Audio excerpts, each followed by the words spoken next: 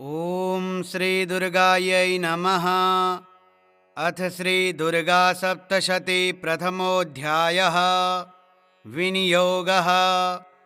ॐ प्रथम चरित्रस्य ब्रह्मा ऋषिः, महाकाली देवता, गायत्री छन्दः, नन्दा शक्तिः, रक्तदन्तिका बीजम्, अग्निस्तत्त्वं, ऋग्वेदः स्वरूपं।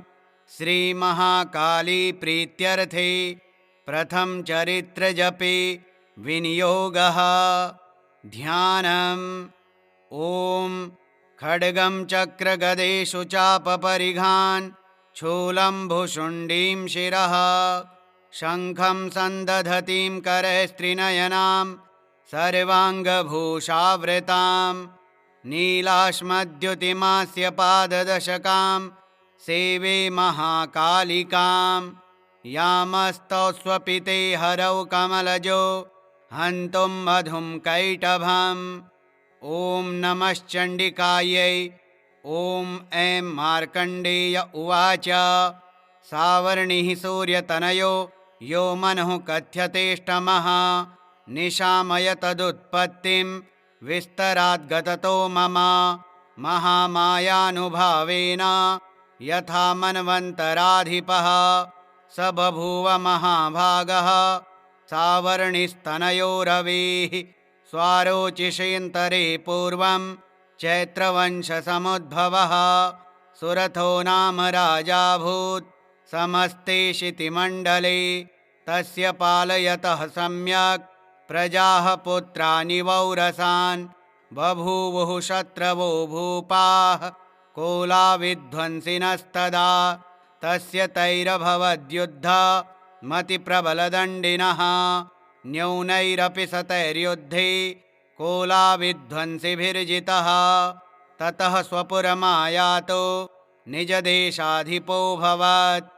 आक्रान्तः स महाभागस्तैस्तदा प्रबलारिभिः अमात्यैर्बलिभिर्दुष्टैर्दुर्बलस्य दुरात्मभिः कोशो बलं चापहृतं तत्रापि स्वपुरे ततः ततो मृगया व्याजेन हृस्वाम्यः स भूपतिः एकाकी हयमारुह्य जगाम गहनं वनं स तत्राश्रममद्राशीत् द्विजवर्यस्य मेधसः प्रशान्तश्वापदाकीर्णं मुनिशिष्योपशोभितं तस्थौ कञ्चित्सकालं च मुनिना तेन सत्कृतः इतश्चेतश्च विचरन् तस्मिन् मुनिवराश्रमे सोचिन्तयत्तदा तत्र ममत्वाकृष्टचेतनः मत्पूर्वैः पालितं पूर्वं मया हीनं पुरं हि तद्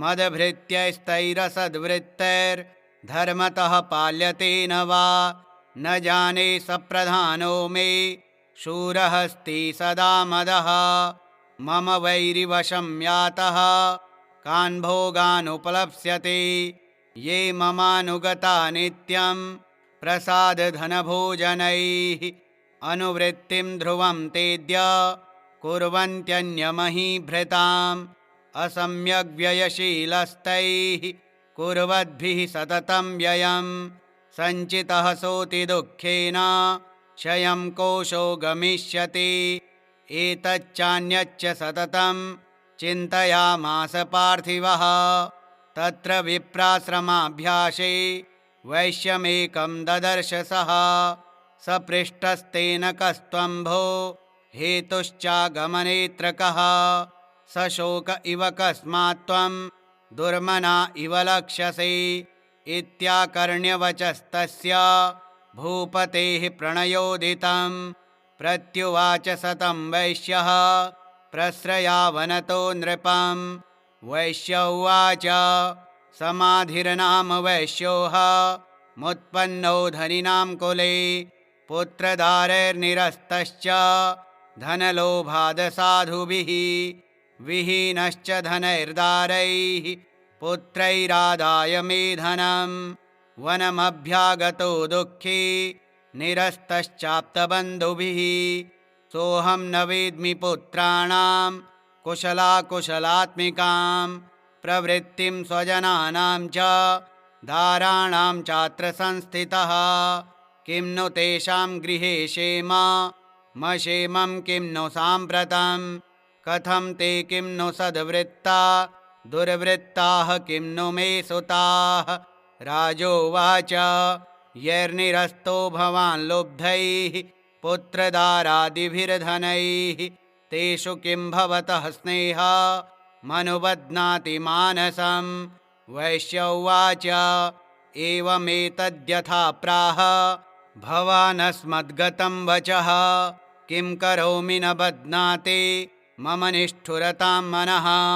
यः सन्त्यज्य पितृस्नेहं धनलुब्धैर्निराकृतः पतिस्वजनहार्दं च हार्दितेष्वेव मे मनः।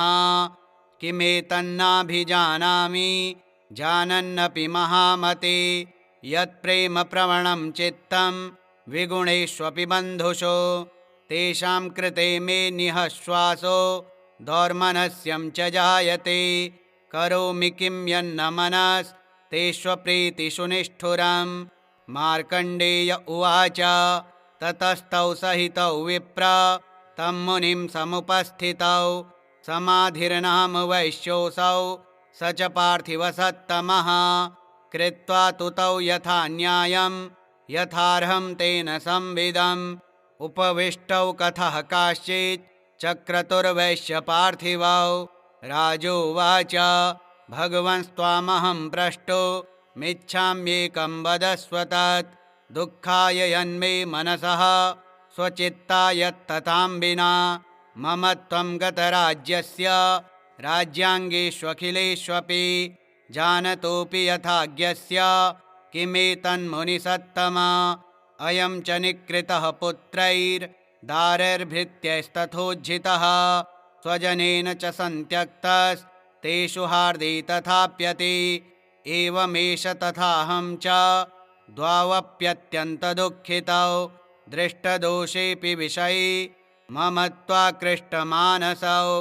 तत्किमेतन्महाभाग यन्मोहो ज्ञानिनोरपि ममास्य च भवत्येषा विवेकान्धस्य मूढता। ऋषिरुवाच ज्ञानमस्ति समस्तस्य जन्तोर्विषयगोचरे विषयश्च महाभाग याति चैवं पृथक् पृथक्। दिवान्धाः प्राणिनः केचिद्रात्रावन्धास्तथा परे केचिद्दिवा तथा रात्रौ प्राणिनस्तुल्यदृष्टयः। ज्ञानिनो मनुजाः सत्यं किं तु तेन हि केवलं यतो हि ज्ञानिनः सर्वे पशुपक्षिमृगादयः। ज्ञानं च तन्मनुष्याणां यत्तेषां मृगपक्षिणां मनुष्याणां च यत्तेषां तुल्यमन्यत्तथोभयोः। ज्ञानेऽपि सति पश्यैतान् पतङ्गाञ्छावचञ्चुषो कणमोक्षादृतान् मोहात् पीड्यमानानपि क्षुधा। मानुषा मनुजव्याघ्रा साभिलाषाः सुतान् प्रति लोभात् प्रत्युपकाराय नन्वेतान् किं न पश्यसि। तथापि ममतावर्ते मोहगर्ते निपातिताः महामायाप्रभावेण संसारस्थितिकारिणा। तन्नात्र विस्मयः कार्यो योगनिद्रा जगत्पतेः। महामाया हरिश्चैषा तया सम्मोह्यते जगत्। ज्ञानिनामपि चेतांसि देवी भगवती हि सा बलादाकृष्य मोहाय महामाया प्रयच्छति। तया विसृज्यते विश्वं जगदेतच्चराचरं। सैषा प्रसन्ना वरदा नृणां भवति मुक्तये। सा विद्या परमा मुक्तिर्हेतुभूता सनातनी। संसारबन्धहेतुश्च सैव सर्वेश्वरेश्वरी। राजोवाच भगवन् काहि सा देवी महामायेति यां भवान् ब्रवीति कथमुत्पन्ना सा कर्मास्याश्च किं द्विज। यत्प्रभावा च सा देवी यस्वरूपा यदुद्भवा तत्सर्वं श्रोतुमिच्छामि त्वत्तो ब्रह्मविदाम्बर। ऋषिर्वाच नित्यैव सा जगन्मूर्तिस्तया सर्वमिदं ततं तथापि तत्समुत्पत्तिर्बहुधा श्रूयतां मम। देवानां कार्यसिद्ध्यर्था माविर्भवति सा यदा उत्पन्नेति तदा लोके सा नित्याप्यभिधीयते। योगनिद्रां यदा विष्णुर्जगत्येकार्णवीकृते आस्तिर्यशेषमभजत् कल्पान्ते भगवान् प्रभुः। तदा द्वावसुरौ घोरौ विख्यातौ मधुकैटभौ विष्णुकर्णमलोद्भूतौ हन्तुं ब्रह्माणमुद्यतौ। सनाभिकमले विष्णोः स्थितो ब्रह्मा प्रजापतिः दृष्ट्वा तावसुरौ चोग्रौ प्रसुप्तं च जनार्दनं तुष्टावयोगनिद्रां तामेकाग्रहृदयस्थितः विबोधनार्थाय हरिनेत्रकृतालयां विश्वेश्वरीं जगद्धात्रीं स्थितिसंहारकारिणीं निद्रां भगवतीं विष्णो रतुलां तेजसः प्रभुः।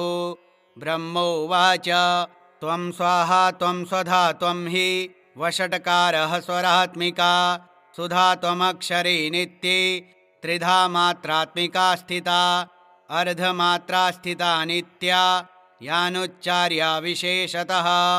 त्वमेव सन्ध्या सावित्री त्वं देवि जननी परा त्वयैतद्धार्यते विश्वं त्वयैतत्सृज्यते जगत् त्वयैतत्पाल्यते देवी त्वमस्यन्ते च सर्वदा। विसृष्टौ सृष्टिरूपा त्वं स्थितिरूपा च पालने तथा संहृतिरूपान्ते जगतोऽस्य जगन्मयी। महाविद्या महामाया महामेधा महास्मृतिः महामोहा च भवति महादेवी महासुरी। प्रकृतिस्त्वं च सर्वस्य गुणत्रयविभाविनी कालरात्रिर्महारात्रिर्मोहरात्रिश्च दारुणा। त्वं श्रीस्त्वमीश्वरी त्वं ह्रीस्त्वं बुद्धिर्बोधलक्षणा लज्जा पुष्टिस्तथा तुष्टिस्त्वं शान्तिः शान्तिरेव च। खड्गिनी शूलिनी घोरा गदिनी चक्रिणी तथा शङ्खिनी चापिनी बाणा भुषुण्डी परिघायुधा। सौम्या सौम्यतरा शेष सौम्येभ्यस्त्वतिसुन्दरी परापराणां परमा त्वमेव परमेश्वरी। यच्च किञ्चित् क्वचिद्वस्तु सदसद्वाखिलात्मिकी तस्य सर्वस्य या शक्तिः सा त्वं किं स्तूयसे तदा। यया त्वया जगत्स्रष्टा जगत्पात्यति यो जगत् सोऽपि निद्रावशं नीतः कस्त्वां स्तोतुमिहेश्वरः। विष्णुः शरीरग्रहण महमीशान एव च कारितास्ते यतो तस्त्वां कः स्तोतुं शक्तिमान् भवेत्। सा त्वमित्थं प्रभावैः स्वरैरुदारैर्देवि संस्तुता मोहयैतौ दुराधर्षा वसुरौ मधुकैटभौ। प्रबोधं च जगत्स्वामी नीयतामच्युतो लघु बोधश्च क्रियतामस्य हन्तुमेतौ महासुरौ। ऋषिरुवाच एवं स्तुता तदा देवी तामसी तत्र वेधसा विष्णोः प्रबोधनार्थाय निहन्तुं मधुकैटभौ। नेत्रास्य नासिका बाहु हृदयेभ्यस्तथोरसः निर्गम्य दर्शने तस्थौ ब्रह्मणो व्यक्तजन्मनः।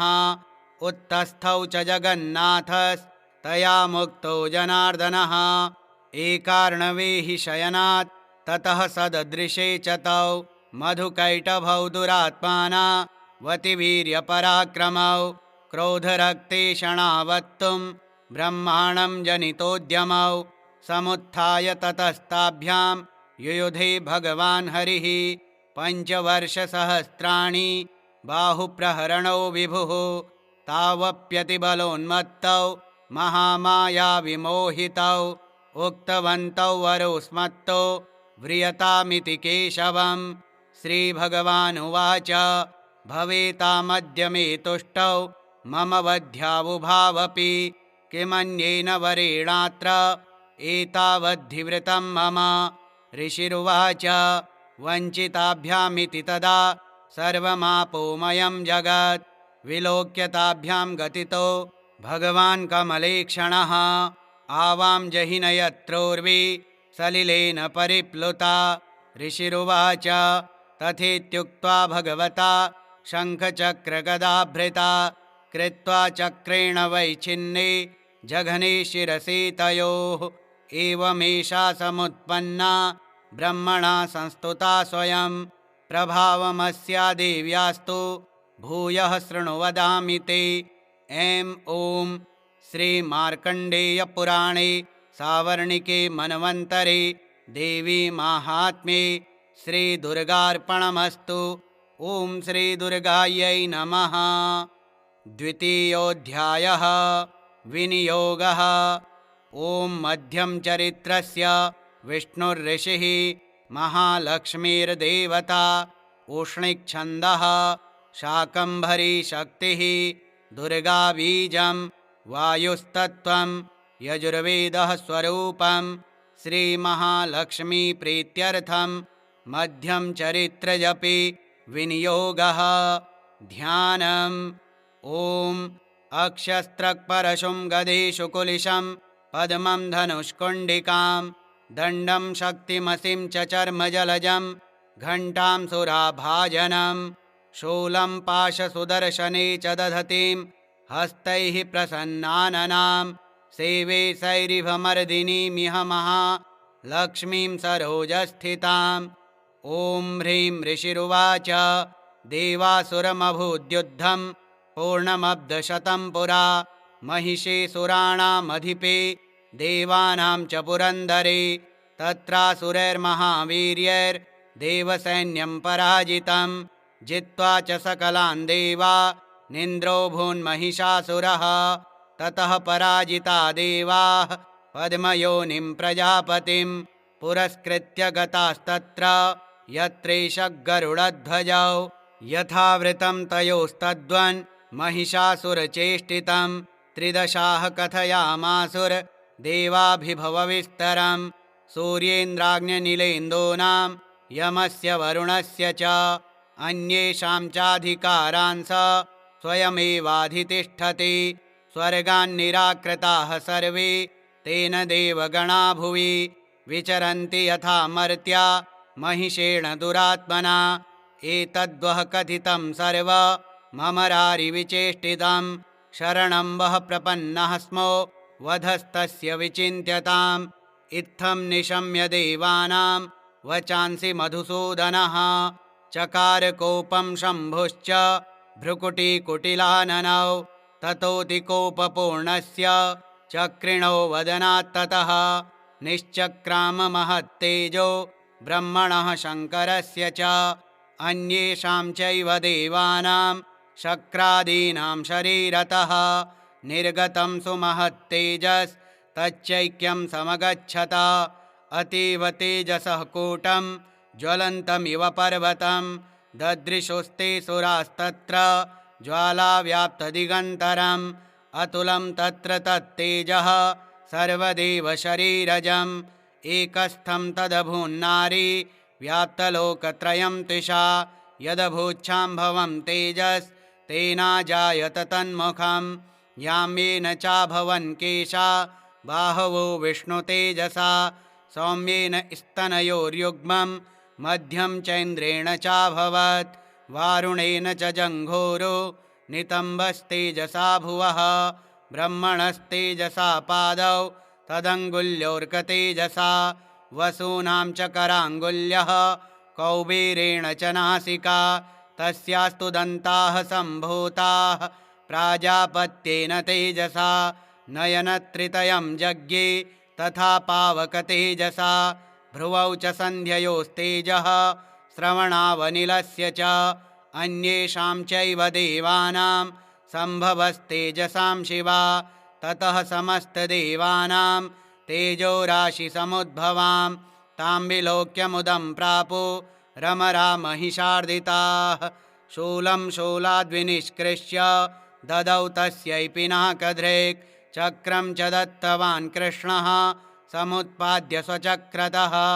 शङ्खं च वरुणः शक्तिं ददौ तस्यै हुताशनः मारुतो दत्तवांश्चापं बाणपूर्णे तथेषुधि वज्रमिन्द्रः समुत्पाद्य कुलिशादमराधिपः ददौ तस्यै सहस्राक्षो घण्टामैरावताद्गजात् कालदण्डाद्यमो दण्डं पाशं चाम्बुपतिर्ददौ प्रजापतिश्चाक्षमालां ददौ ब्रह्माकमण्डलुं समस्तरोमकूपेषु निजरश्मिन् दिवाकरः कालश्च दत्तवान् खड्गं तस्याश्चर्म च निर्मलं क्षीरोदश्चामलं हारे मजरे च तथाम्बरे चूडामणिं तथा दिव्यं कुण्डलीकटकानि च अर्धचन्द्रं तथा शुभ्रं केयूरान् सर्वबाहुषु नूपुरौ विमलौ तद्वद् ग्रैवेयकमनुत्तमम्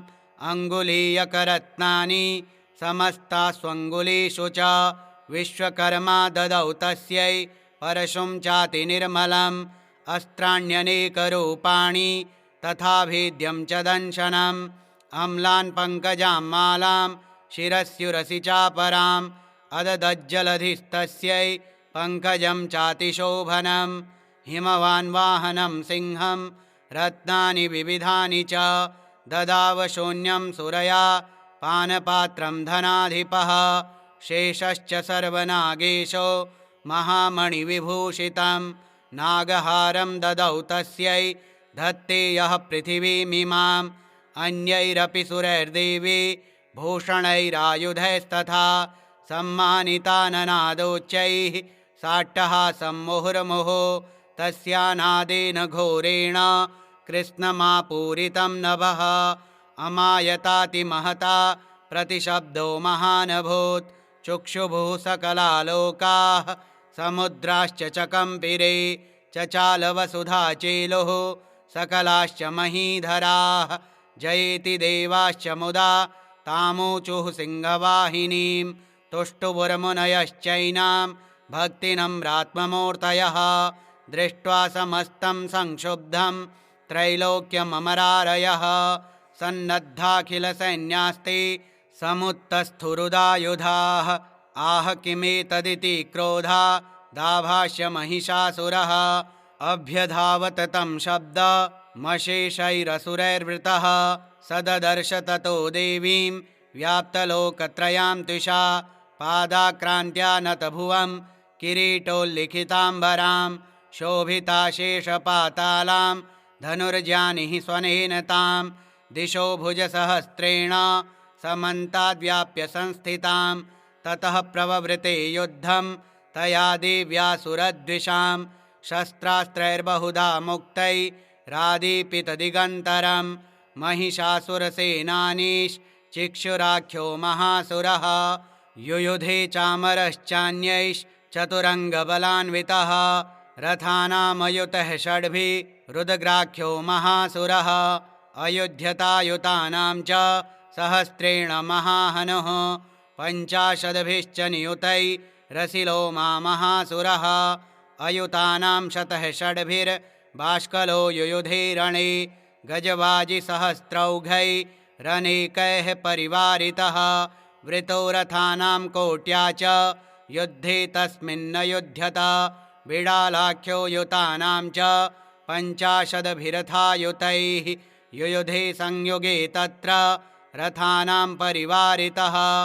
अन्ये च तत्रायुतशो रथनागहयैर्वृताः युयुधुः संयुगे देव्या सह तत्र महासुराः कोटिकोटिसहस्रैस्तु रथानां दन्तिनां तथा हयानां च वृतो युद्धे तत्राभून्महिषासुरः तोमरैर्भिन्दिपालैश्च शक्तिभिर्मुसलैस्तथा युयुधुः संयुगे देव्या खड्गैः परशुपट्टिशैः केचिच्च चिक्षुपुः शक्तिः केचित् पाशांस्तथा परे देवीं खड्गप्रहारैस्तो ते तां हन्तुं प्रचक्रमुः सापि देवी ततस्तानि शस्त्राण्यस्त्राणि चण्डिका लीलयैव प्रचिच्छेद निजशस्त्रास्त्रवर्षिणी अनायस्तानना देवी स्तूयमाना सुरर्षिभिः मुमोचासुरदेहेषु शस्त्राण्यस्त्राणि चेश्वरी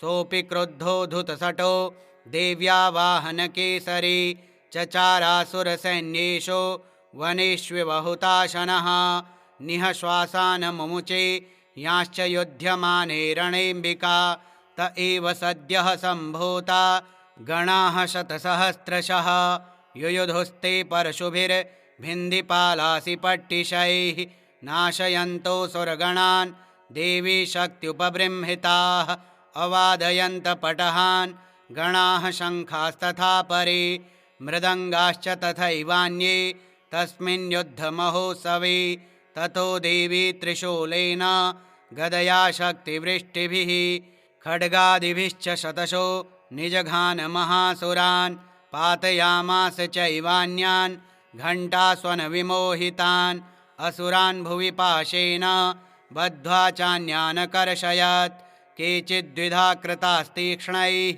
खड्गपातैस्तथा परे विपोतिथा निपातेन गदया भुवि शेरते वेमुश्च केचिद्रुधिरं मुसलेन भृशं हताः केचिन्निपतिता भूमौ भिन्नाः शूलेन वक्षसि निरन्तराः शरौघेण कृताः केचिद्रणाजिरे शेनानुकारिणः प्राणान् मुमुचुस्त्रिदशार्दनाः केषाञ्चिद्बाहुवश्चिन्नाश्छिन्नग्रीवास्तथा परे शिरांसि पेतुरन्येषा मन्ये मध्ये विदारिताः विच्छिन्नजङ्घास्त्वपरे पेतुरुर्व्यां महासुराः एकबाहुवक्षिचरणाः केचिद्देव्या द्विधा कृताः छिन्नेऽपि चान्ये शिरसि पतिताः पुनरुत्थिताः कबन्धा युयुधुर्देव्या गृहीतपरमायुधाः नन्दृतुश्चापरे तत्र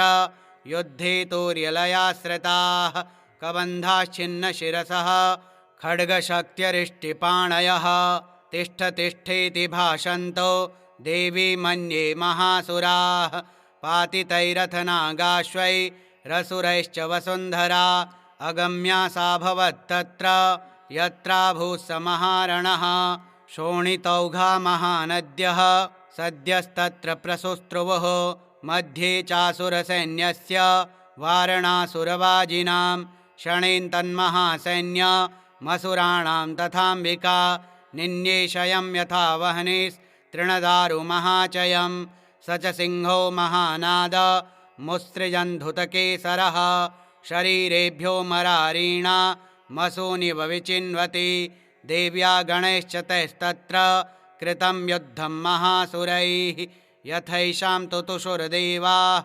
पुष्पवृष्टिमुचो दिवि ॐ श्रीमार्कण्डेयपुराणे सावर्णिके मन्वन्तरे देवी माहात्म्ये श्रीदुर्गार्पणमस्तु।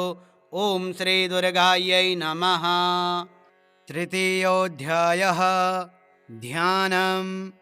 ॐ उद्यद्भानुसहस्रकान्तिमरुणा शौमां शिरोमालिकां रक्तालिप्तपयोधरां जपवटीं विद्यामभीतिं हस्ताब्जैर्दधतीं त्रिनेत्रविलसद् वक्त्रारविन्दश्रियं देवीं बद्धहिमांशुरत्नमुकुटां वन्दे रविन्दस्थिताम्। ॐ ऋषिरुवाच निहन्यमानं तत्सैन्यमवलोक्य महासुरः सेनानिश्चिक्षुरः कोपाद् ययौ योद्धुमथाम्बिकां स देवीं शरवर्षेण ववर्ष समरे सुरः यथा मेरुगिरिः शृङ्गं तोयवर्षेण तोयदः तस्यच्छित्वा ततो देवी लीलयैव शरोत्करान् जघानतुरगान् बाणैर्यन्तारं चैव वाजिनां चिच्छेद च धनुः सद्यो ध्वजं चातिसमुच्छ्रितं विव्याध चैव गात्रेषु छिन्नधन्वानमाशुगैः सच्छिन्नधन्वा विरथो हताश्वो हतसारथिः अभ्यधावत तां देवीं खड्गचर्मधरोऽसुरः सिंहमाहत्य खड्गेन तीक्ष्णधारेण मूर्धनि आजघानभुजे सव्ये देवीमप्यतिवेगवान् तस्याः खड्गो भुजं प्राप्य पफालनृपनन्दन। ततो जग्राह शूलं स कोपादरुणलोचनः। चिक्षेप च ततस्तत्तु भद्रकाल्यां महासुरः। जाज्वल्यमानं तेजोभिः रविबिम्बमिवाम्बरात्।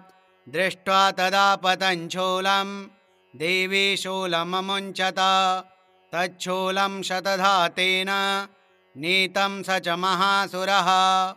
हते तस्मिन् महावीर्ये महिषस्य चमूपतौ। आजगाम गजारूढश्चामरस्त्रिदशार्धनः। सोऽपि शक्तिं मुमोचाथ देव्यास्तामम्बिका द्रुतं। हुङ्काराभिहतां भूमौ पातयामास निष्प्रभां। भग्नां शक्तिं निपतितां दृष्ट्वा क्रोधसमन्विताः। चिक्षेप चामरः शूलं बाणैस्तदपि साच्छिनात्। ततः सिंहः समुत्पत्य गजकुम्भान्तरे स्थितः। बाहुयुद्धेन युयुधे तेनोच्चैस्त्रिदशारिणा। युध्यमानौ ततस्तौ तु तस्मान्नागान्महीं गतौ। युयुधातेति संरब्धौ प्रहरारतिदारुणैः। ततो वेगात् खमुत्पत्य निपत्य च मृगारिणा। करप्रहारेण शिरश्चामरस्य पृथक् कृताम्। उद्ग्रश्चरणे देव्या शीलावृक्षादिभिर्हतः। दन्तमुष्टितलैश्चैव करालश्च निपातितः।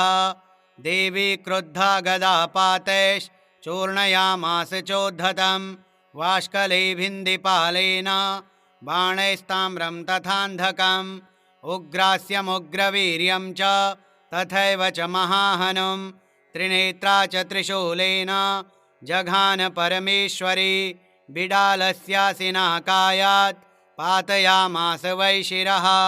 दुर्धरं दुर्मुखं चोभौ शरैर्निन्येयमक्षयम्।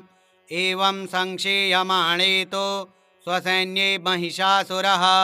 माहिषेण स्वरूपेण त्रासयामास तान् गणान्। कांश्चित्तुण्डप्रहारेण खुरशेपैस्तथा परान्। लाङ्गूलताडिताश्चान्यान् शृङ्गाभ्यां च विदारितान्। वेगेन कांश्चिदपरान् नादेन भ्रमणेन च निःश्वासपवनेनान्यान् पातयामास भूतले। निपात्य प्रमथानीकमभ्यधावत सोऽसुरः। सिंहं हन्तुं महादेव्याः कोपं चक्रे ततोऽम्बिका। सोऽपि कोपान् महावीर्यः खुरशूर्णमहीतलः। शृङ्गाभ्यां पर्वतानुच्चाश्चिक्षेप च ननाद च। वेगभ्रमणविक्षुण्णा महीतस्य वशीरयत्। लाङ्गूलेनाहतश्चाब्धिः प्लावयामास सर्वतः। धुतशृङ्गविभिन्नाश्च खण्डं खण्डं ययुर्घनाः। श्वासानिलास्ताः शतशो निपेतुर्नभसोऽचलाः। इति क्रोधसमाद्मात् मापतन्तं महासुरं। दृष्ट्वा सा चण्डिका कोपं तद्वधाय तदाकरोत्। सा क्षिप्त्वा तस्य वै पाशं तम्बबन्ध महासुरं। तत्याजमाहिषं रूपं सोऽपि बद्धो महामृधि। ततः सिंहो भवः सद्यो यावत् तस्याम्बिका शिरः। छिनत्ति तावत् पुरुषः खड्गपाणिरदृश्यत। तत एवाशु पुरुषं देवी चिच्छेदसायकैः तं खड्गचर्मणा सार्धं। ततः सोऽभून्महागजः करेण च महासिंहं तं च कर्ष जगर्ज च। कर्षतस्तु करं देवी खड्गेन निरकृन्तत। ततो महासुरो भूयो माहिषं वपुरा स्थितः। तथैव शोभयामास त्रैलोक्यं सचराचरं। ततः क्रुद्धा जगन्माता चण्डिकापानमुत्तमं। पपौ पुनः पुनश्चैव जहासारुणलोचना। ननर्दचासुरः सोऽपि बलवीर्यमदोद्धतः। विषाणाभ्यां च चिक्षेप चण्डिकां प्रतिभूधरान्। सा च तान् प्रहितास्तेन चूर्णयन्ती शरोत्करैः। उवाच तं मदोद्धूत मुखरागाकुलाक्षरं। देव्युवाच गर्ज गर्जषणं मूढ मधु यावत् पिबाम्यहं मया त्वविहतेऽत्रैव गर्जिष्यन्त्याशु देवताः।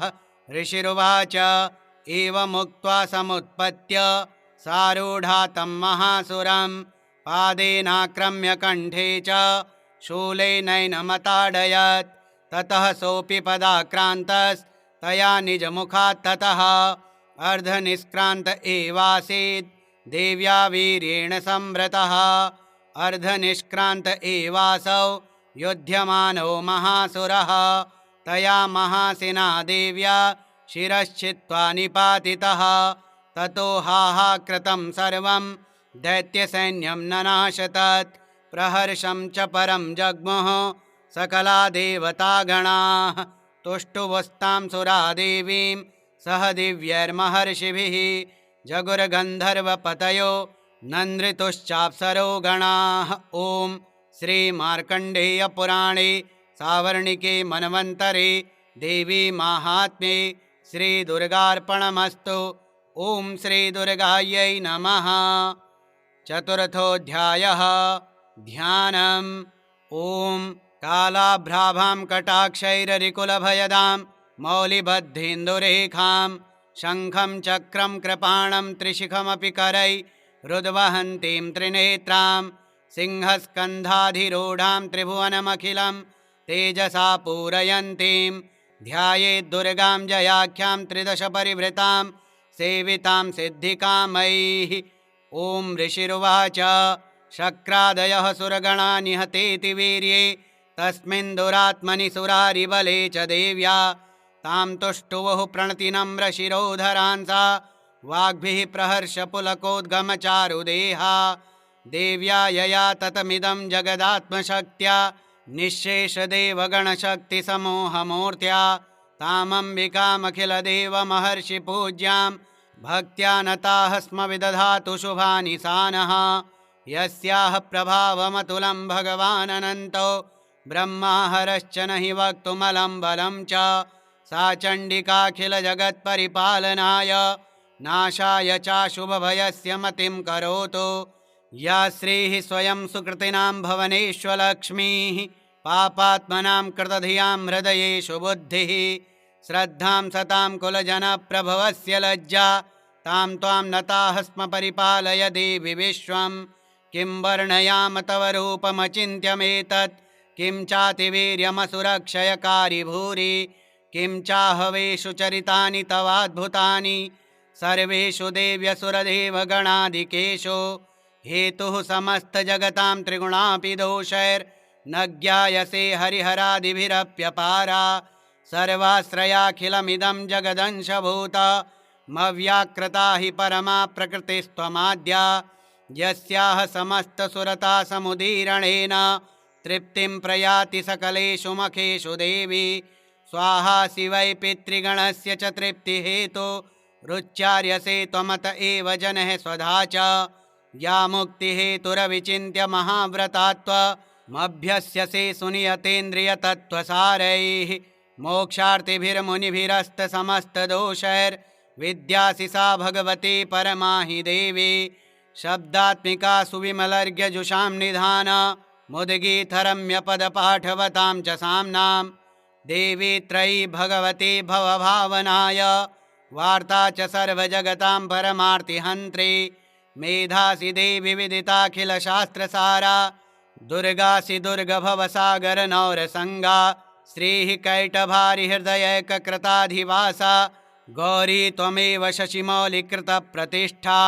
ईशः सहासममलं परिपूर्णचन्द्र बिम्बानुकारि कनकोत्तमकान्तिकान्तम् अत्यद्भुतं प्रहृतमात्तरुषा तथापि वक्त्रं विलोक्य सहसा महिषासुरेण दृष्ट्वा तु देवि कुपितं भ्रुकुटीकराल मुद्यच्छशाङ्खसदृशच्छवियन्न सद्यः प्राणान्मुमोच महिषस्तदतीव चित्रं कैर्जीव्यते हि कुपितान्तकदर्शनेन।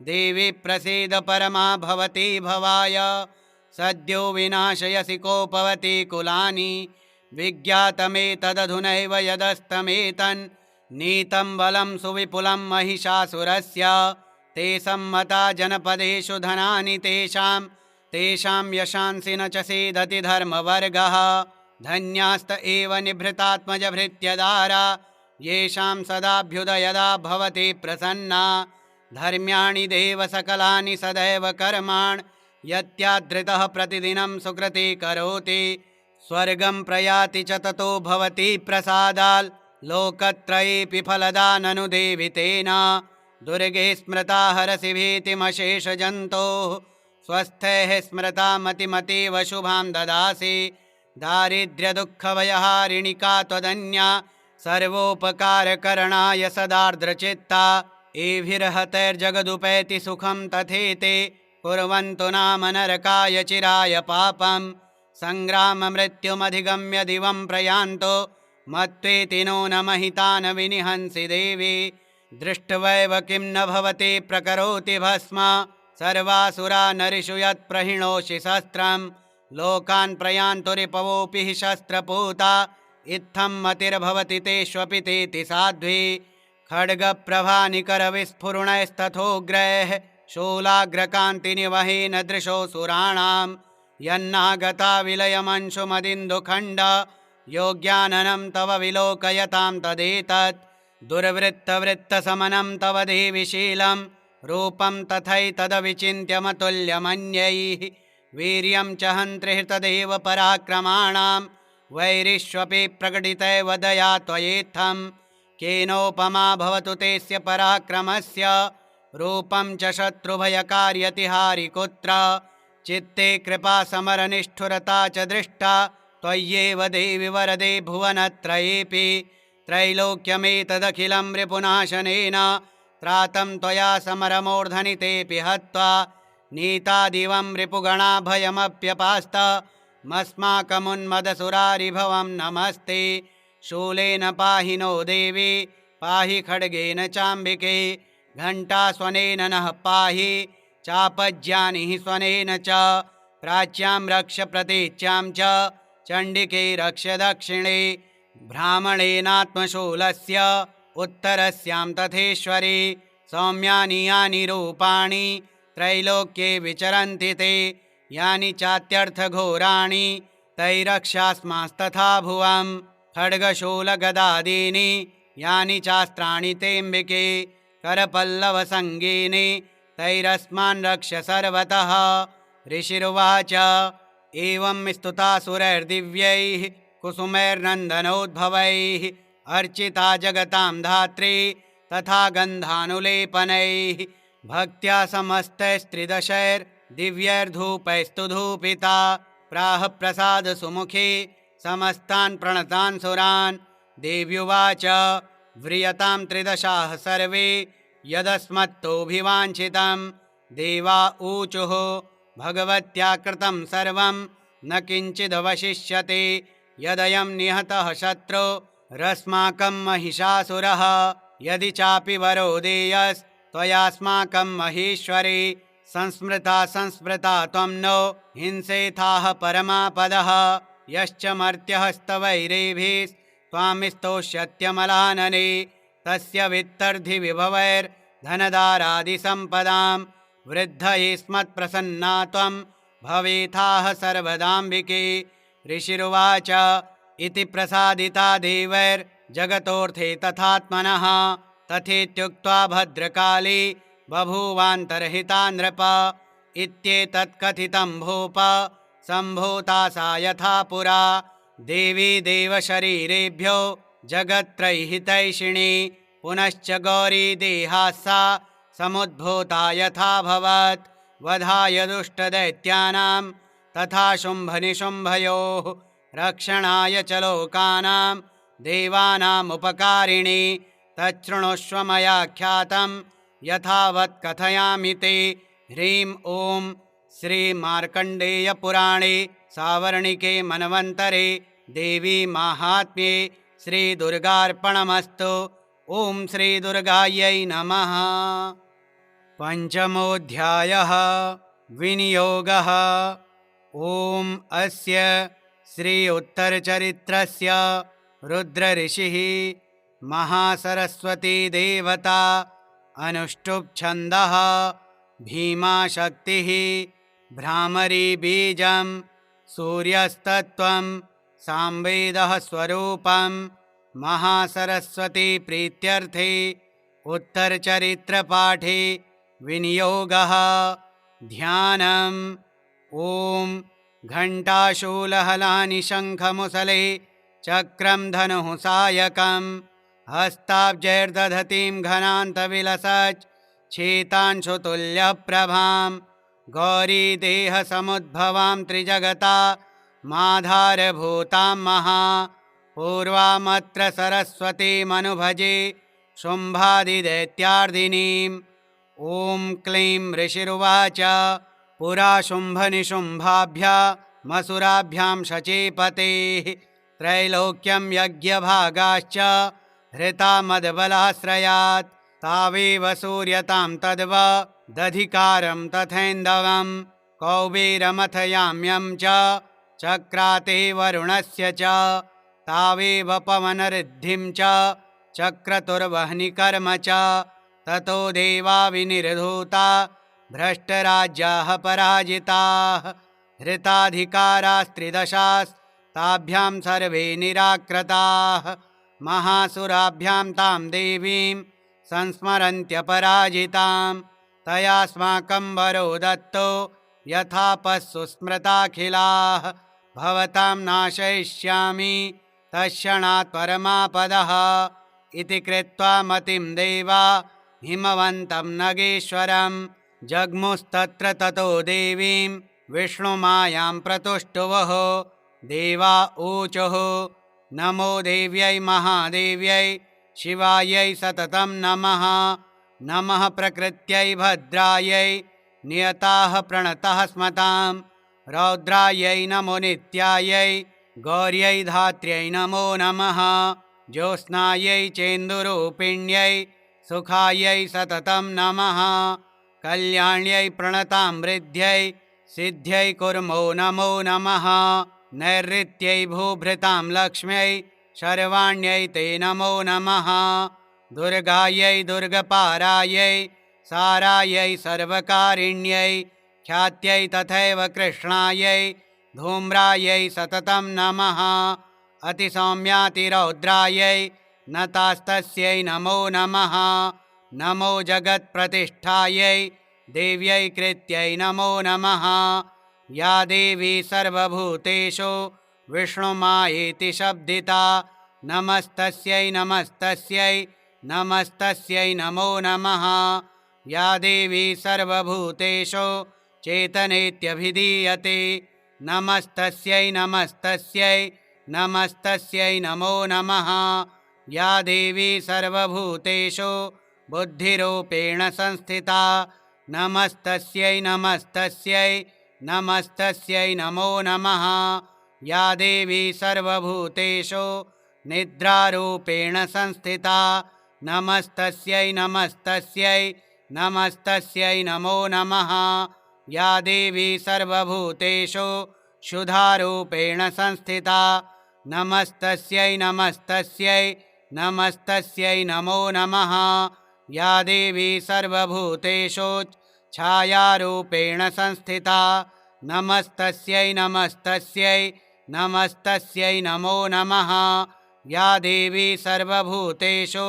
शक्तिरूपेण संस्थिता नमस्तस्यै नमस्तस्यै नमस्तस्यै नमो नमः या देवी सर्वभूतेषु तृष्णारूपेण संस्थिता नमस्तस्यै नमस्तस्यै नमस्तस्यै नमो नमः या देवी सर्वभूतेषु शान्तिरूपेण संस्थिता नमस्तस्यै नमस्तस्यै नमस्तस्यै नमो नमः या देवी सर्वभूतेषु जातिरूपेण संस्थिता नमस्तस्यै नमस्तस्यै नमस्तस्यै नमो नमः या देवी सर्वभूतेषु लज्जारूपेण संस्थिता नमस्तस्यै नमस्तस्यै नमस्तस्यै नमो नमः या देवी सर्वभूतेषु शान्तिरूपेण संस्थिता नमस्तस्यै नमस्तस्यै नमस्तस्यै नमो नमः। या देवी सर्वभूतेषु श्रद्धारूपेण संस्थिता नमस्तस्यै नमस्तस्यै नमस्तस्यै नमो नमः। या देवी सर्वभूतेषु कान्तिरूपेण संस्थिता नमस्तस्यै नमस्तस्यै नमस्तस्यै नमो नमः। या देवी सर्वभूतेषु लक्ष्मीरूपेण संस्थिता नमस्तस्यै नमस्तस्यै नमस्तस्यै नमो नमः। या देवी सर्वभूतेषु वृत्तिरूपेण संस्थिता नमस्तस्यै नमस्तस्यै नमस्तस्यै नमो नमः। या देवी सर्वभूतेषु स्मृतिरूपेण संस्थिता नमस्तस्यै नमस्तस्यै नमस्तस्यै नमो नमः। या देवी सर्वभूतेषु दयारूपेण संस्थिता नमस्तस्यै नमस्तस्यै नमस्तस्यै नमो नमः। या देवी सर्वभूतेषु तुष्टिरूपेण संस्थिता नमस्तस्यै नमस्तस्यै नमस्तस्यै नमो नमः। या देवी सर्वभूतेषु मातृरूपेण संस्थिता नमस्तस्यै नमस्तस्यै नमस्तस्यै नमो नमः। या देवी सर्वभूतेषु भ्रान्तिरूपेण संस्थिता नमस्तस्यै नमस्तस्यै नमस्तस्यै नमो नमः। इन्द्रियाणामधिष्ठात्री भूतानां चाखिलेषु या भूतेषु सततं तस्यै व्याप्तिदेव्यै नमो नमः। चितिरूपेण या कृष्णा मेतद्व्याप्य स्थिता जगत् नमस्तस्यै नमस्तस्यै नमस्तस्यै नमो नमः। स्तुतासुरैः पूर्वमभीष्टसंश्रयात् तथा सुरेन्द्रेण दिनेषु सेविता करोतु सा नः शुभहेतुरीश्वरी शुभानि भद्राण्यभिहन्तु चापदः। या साम्प्रतं चोद्धतदैत्यतापितै रश्माभिरीशा च सुरैर्नमस्यते या च स्मृता तत्क्षणमेव हन्ति नः सर्वापदो भक्तिविनम्रमूर्तिभिः। ऋषिरुवाच एवं स्तवादियुक्तानां देवानां तत्र पार्वती स्नातुमभ्याययौ तो ये जह्नव्या नृपनन्दन। सा ब्रवीत्तान् सुरान् शुभ्रोर्भवद्भिः स्तूयतेऽत्र का शरीरकोशतश्चास्याः समुद्भूता ब्रवीच्छिवा। स्तोत्रं ममैतत्क्रियते शुम्भदैत्यनिराकृतैः देवैः समेतैः समरे निशुम्भेन पराजितैः। शरीरकोशाद्य तस्याः पार्वत्या निःसृताम्बिका कौशिकीति समस्तेषु ततो लोकेषु गीयते। तस्यां विनिर्गतायां तु कृष्णा भूस्सापि पार्वती कालिकेति समाख्याता हिमाचलकृताश्रया। ततोऽम्बिकां परं रूपं बिभ्राणां सुमनोहरं ददर्श चण्डो मुण्डश्च भृत्यौ शुम्भनिशुम्भयोः। ताभ्यां शुम्भाय चाख्याता अतीव सुमनोहरा काप्यास्ते स्त्रीमहाराज भासयन्ति हिमाचलं। नैव तादृक्क्वचिद्रूपं दृष्टं केनचिदुत्तमं ज्ञायतां काप्यसौ देवी गृह्यतां चासुरेश्वर। स्त्रीरत्नमतिचार्वङ्गी द्योतयन्ती दिशस्त्विषा सा तु तिष्ठति दैत्येन्द्र तां भवान् द्रष्टुमर्हति। यानि रत्नानि मणयो गजाश्वादीनि वै प्रभो त्रैलोक्ये तु समस्तानि साम्प्रतं भान्ति ते गृहे। ऐरावतः समानीतो गजरत्नं पुरन्दरात् पारिजाततरुश्चायं तथैवोच्चः स्रवाहयः। विमानं हंससंयुक्तमेतत्तिष्ठति तेऽङ्गणे रत्नभूतमिहानीतं यदासीद्वेधसोद्भुतं निधिरेश महापद्मः समानीतो धनेश्वरात्। किञ्जल्किनीं ददौ चाब्धिर्मालामम्लानपङ्कजां छत्रं ते वारुणं गेहे काञ्चनस्त्रावितिष्ठति। तथायं स्यन्दनवरो यः पुरासीत् प्रजापतेः मृत्योरुत्क्रान्तिदा नाम शक्तिरेष त्वया हृता। पाशः सलिलराजस्य भ्रातुस्तव परिग्रहे निशुम्भस्याब्धिजाताश्च समस्ता रत्नजातयः वह्निरपि ददौ तुभ्यमग्निशौचे च वाससि एवं दैत्येन्द्ररत्नानि समस्तान्याहृतानि ते स्त्रीरत्नमेषा कल्याणी त्वया कस्मान्न गृह्यते।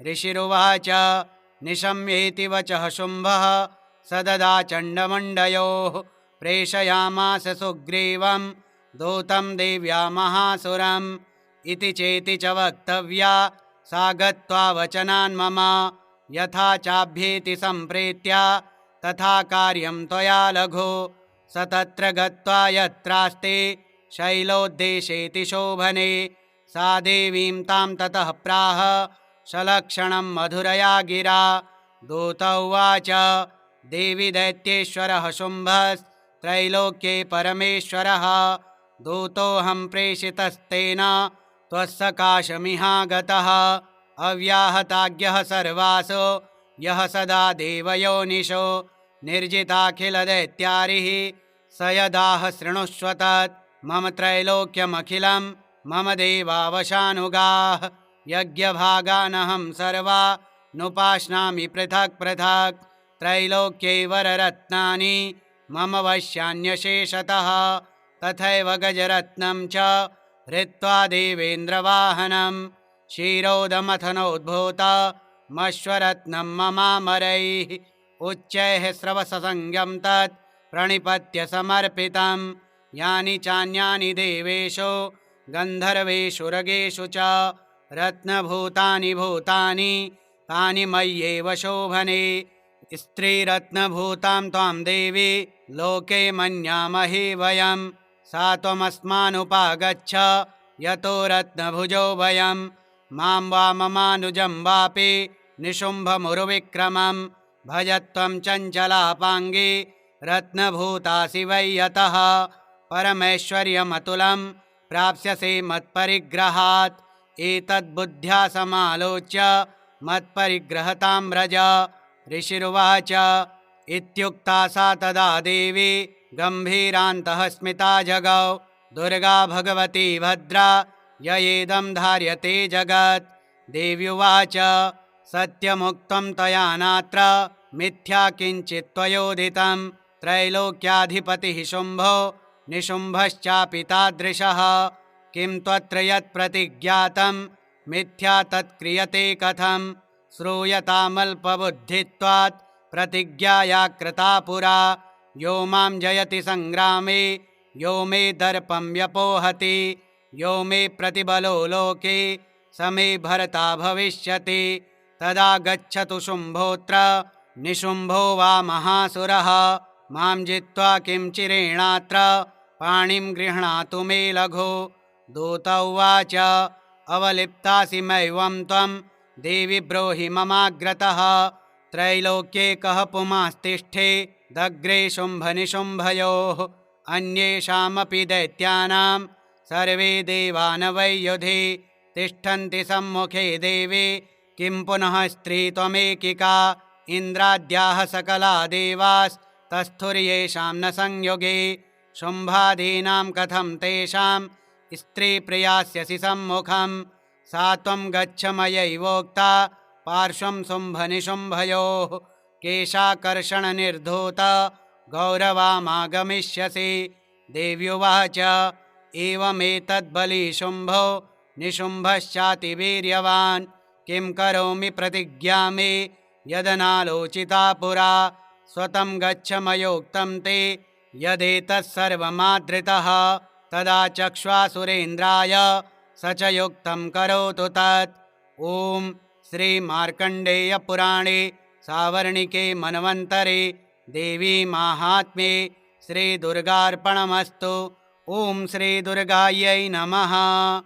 षष्ठोऽध्यायः ध्यानम्। ॐ नागाधीश्वरविष्टरां फणिफणोत् तं सोरुरत्नावली भास्वद्देहलतां दिवाकरनिभां नेत्रत्रयोद्भासितां मालाकुम्भकपालनीरजकरां चन्द्रार्धचूडां परां सर्वज्ञेश्वरभैरवाङ्कनिलयां पद्मावतीं चिन्तये। ॐ ऋषिरुवाच इत्याकर्ण्यवचो देव्याः सदूतो मर्षपूरितः समाचष्टसमागम्य दैत्यराजाय विस्तरात् तस्य दूतस्य तद्वाक्यमाकर्ण्यासुररार्ततः सक्रोधः प्राह दैत्यानामधिपं धूम्रलोचनं हि धूम्रलोचना श्रुत्वं स्वसैन्यपरिवारितः तामानय बलाद्दुष्टां केशाकर्षणविह्वलां तत्परित्राणदः कश्चिद् यदि वोत्तिष्ठते परः सहन्तव्यो मरो वापि यक्षो गन्धर्व एव वा।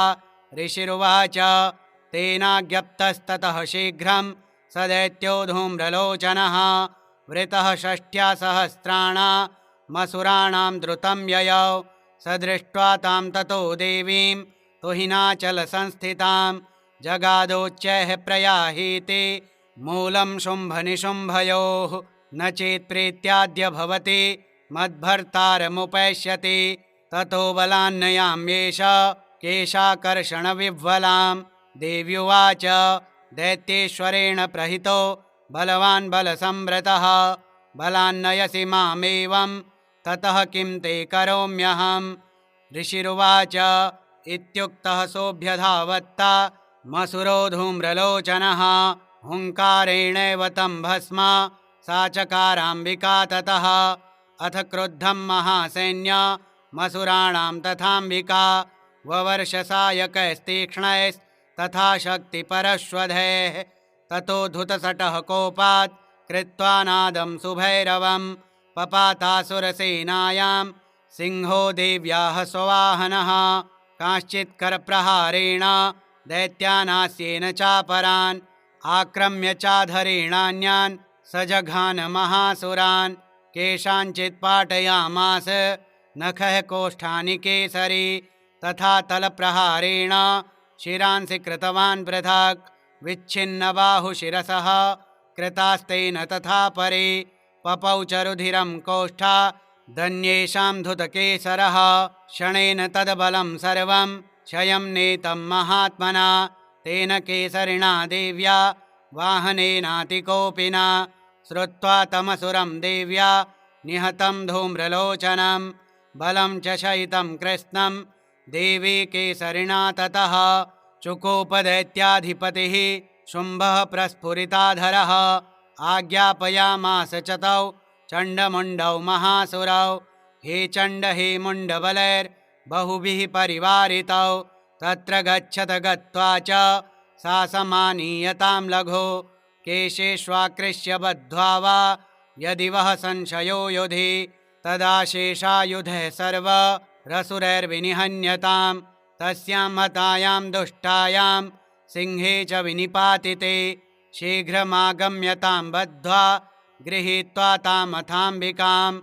ॐ श्रीमार्कण्डेयपुराणे सावर्णिके मन्वन्तरे देवी माहात्म्ये श्रीदुर्गार्पणमस्तु। ॐ श्रीदुर्गायै नमः। सप्तमोऽध्यायः ध्यानम्।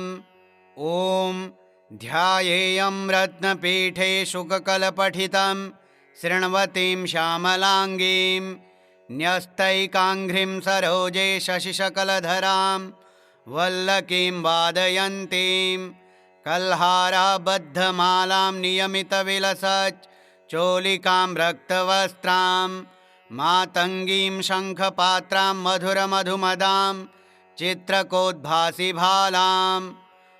ॐ ऋषिरुवाच आज्ञप्तास्ते ततो दैत्याश्चण्डमुण्डपुरोगमाः चतुरङ्गबलोपेता ययुरभ्युद्यतायुधाः ददृशुस्ते ततो देवी मीषद्धासां व्यवस्थितां सिंहस्योपरि शैलेन्द्र शृङ्गे महति काञ्चने ते दृष्ट्वा तां समादातु मुद्यमं चक्रुरुद्यताः आकृष्टचापासिधरास्तथान्ये तत्समीपगाः ततः कोपं चकारोच्चैरम्बिका तानरीन् प्रति कोपेन चास्या वदनं मषिं वर्णमभूत्तदा भ्रुकुटीकुटिलात्तस्या ललाटफलकाद्रुतं कालीकरालवदना विनिष्क्रान्तासिपाशिनी विचित्रखड्वाङ्गधरा नरमाला विभूषणा द्विपी चर्मपरिधाना शुष्कमांसातिभैरवा अतिविस्तारवदना जिह्वाललनभीषणा निमग्ना रक्तनयना नादापूरितदिङ्मुखा सा वेगेनाभिपतिता घातयन्ती महासुरान् सैन्ये तत्र सुरारीणामभक्षयत तद्बलं पार्ष्णिग्राहाङ्कुशग्राही योधघण्टासमन्वितान् समादायैकहस्तेन मुखे चिक्षेपवारणान् तथैव योधं तुरगै रथं सारथिना सह निक्षिप्य वक्त्रे दशनैश्चर्वयन्त्यतिभैरवम् एकं जग्राह केशेषु ग्रीवायामथ चापरं पादेनाक्रम्य चैवान्या मुरसान्यमपोथयत् तैर्मुक्तानि च शस्त्राणि महास्त्राणि तथासुरैः मुखेन जग्राहरुषा दशनैर्मथितान्यपि बलिनां तद्बलं सर्वमसुराणां दुरात्मनां ममर्दा भक्षयच्चान्या नन्याश्चादाडयत्तथा असिना निहताः केचित् खड्वाङ्गताडिताः जग्मुर्विनाशमसुरा दन्ताग्राभिहतास्तथा क्षणेन तद्बलं सर्वमसुराणां निपातितं दृष्ट्वा चण्डोभिदुद्राव तां कालीमतिभीषणां शर्वर्षैर्महाभीमैर्भीमाक्षीं तां महासुरः छादयामास चक्रैश्च मुण्डः क्षिप्तः सहस्रशः तानि चक्राण्यनेकानि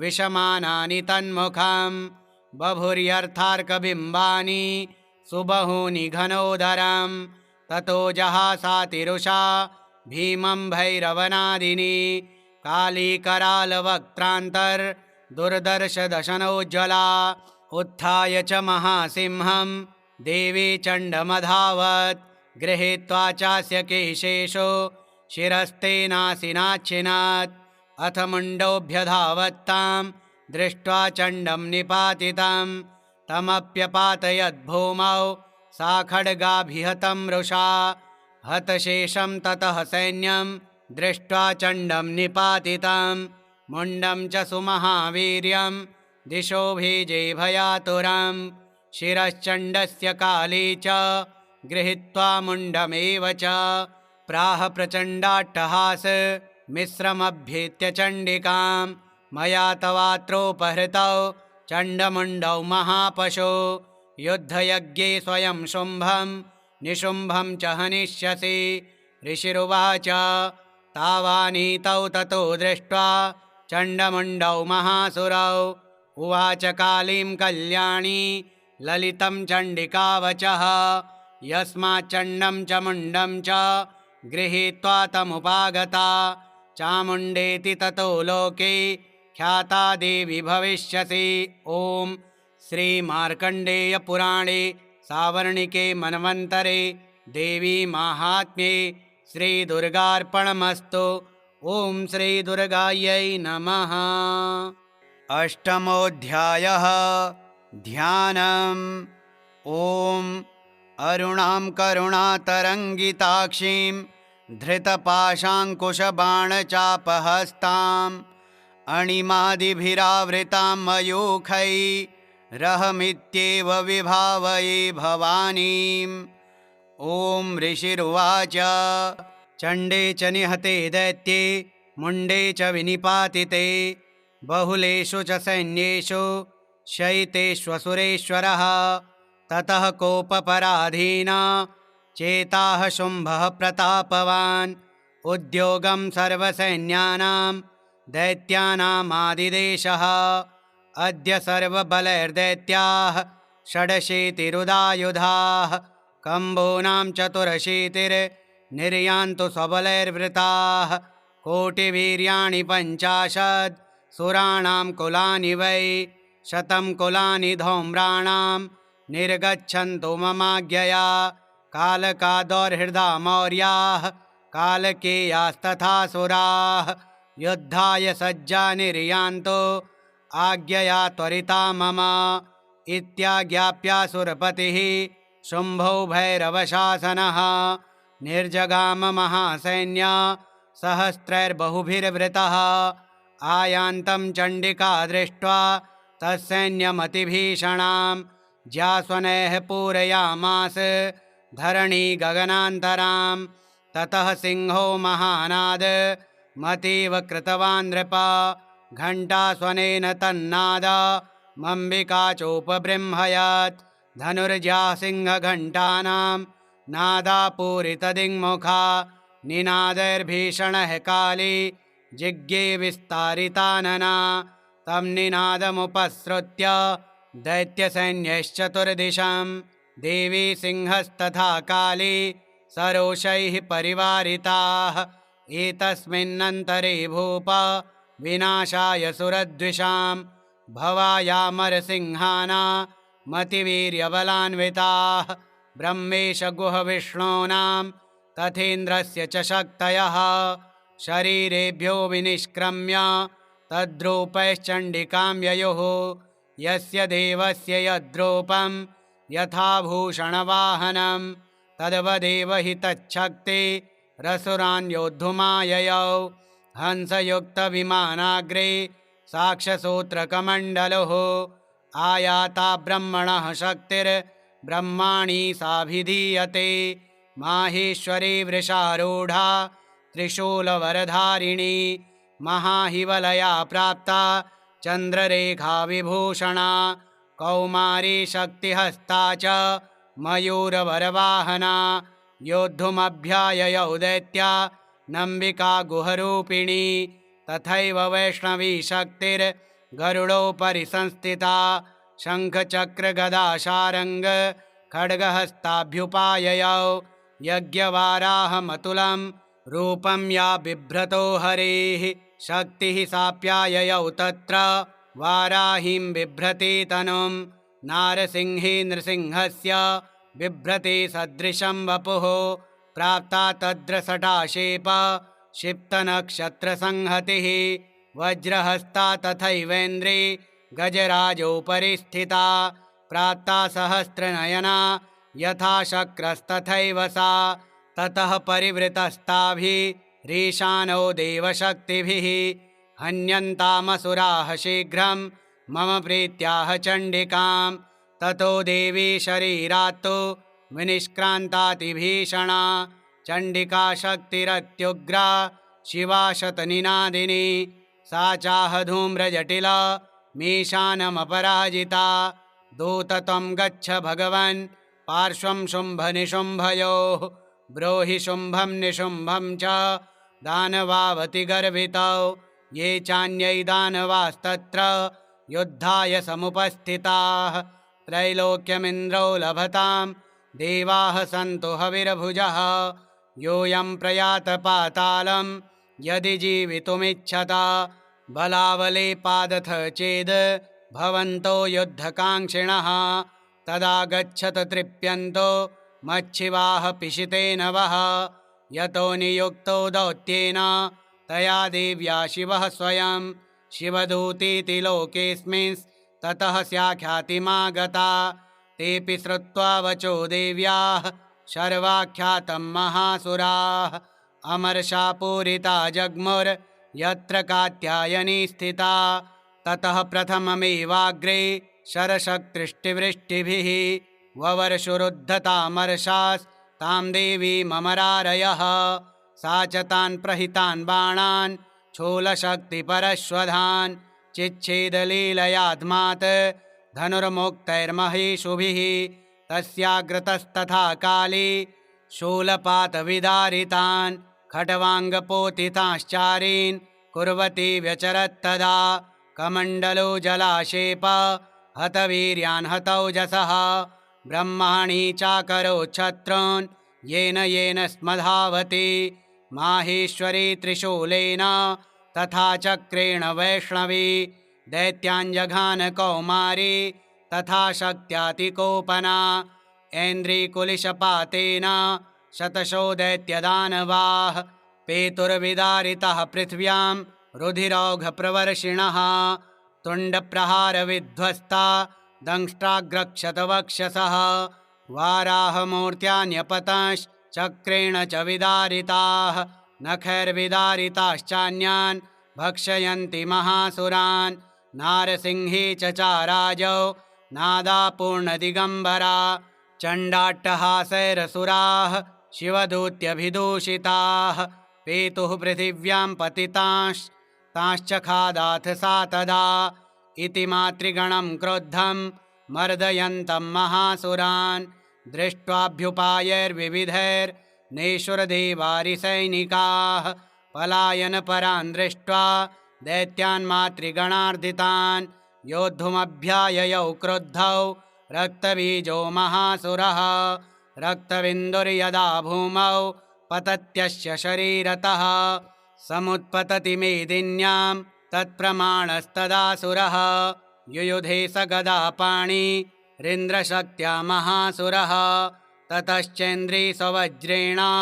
रक्तबीजमताडयत् कुलिशेनाहतस्याशु बहुशुस्त्रावशोणितं समुत्तस्थुस्ततो योधास्तद्रूपास्तत्पराक्रमाः यावन्तः पतितास्तस्य शरीराद्रक्तबिन्दवः तावन्तः पुरुषा जातास्तदवीर्यबलविक्रमाः ते चापि युयुधुस्तत्र पुरुषा रक्तसम्भवाः समं मातृभिरत्युग्र शस्त्रपातातिभीषणं पुनश्च वज्रपातेन शतमस्य शिरो यदा ववाह रक्तं पुरुषास्ततो जाताः सहस्रशः वैष्णवी समरे चैनं चक्रेणाभिजगानः गदया ताडयामास ऐन्द्रेतमसुरेश्वरं वैष्णवी चक्रभिन्नस्य रुधिरस्त्रावसम्भवैः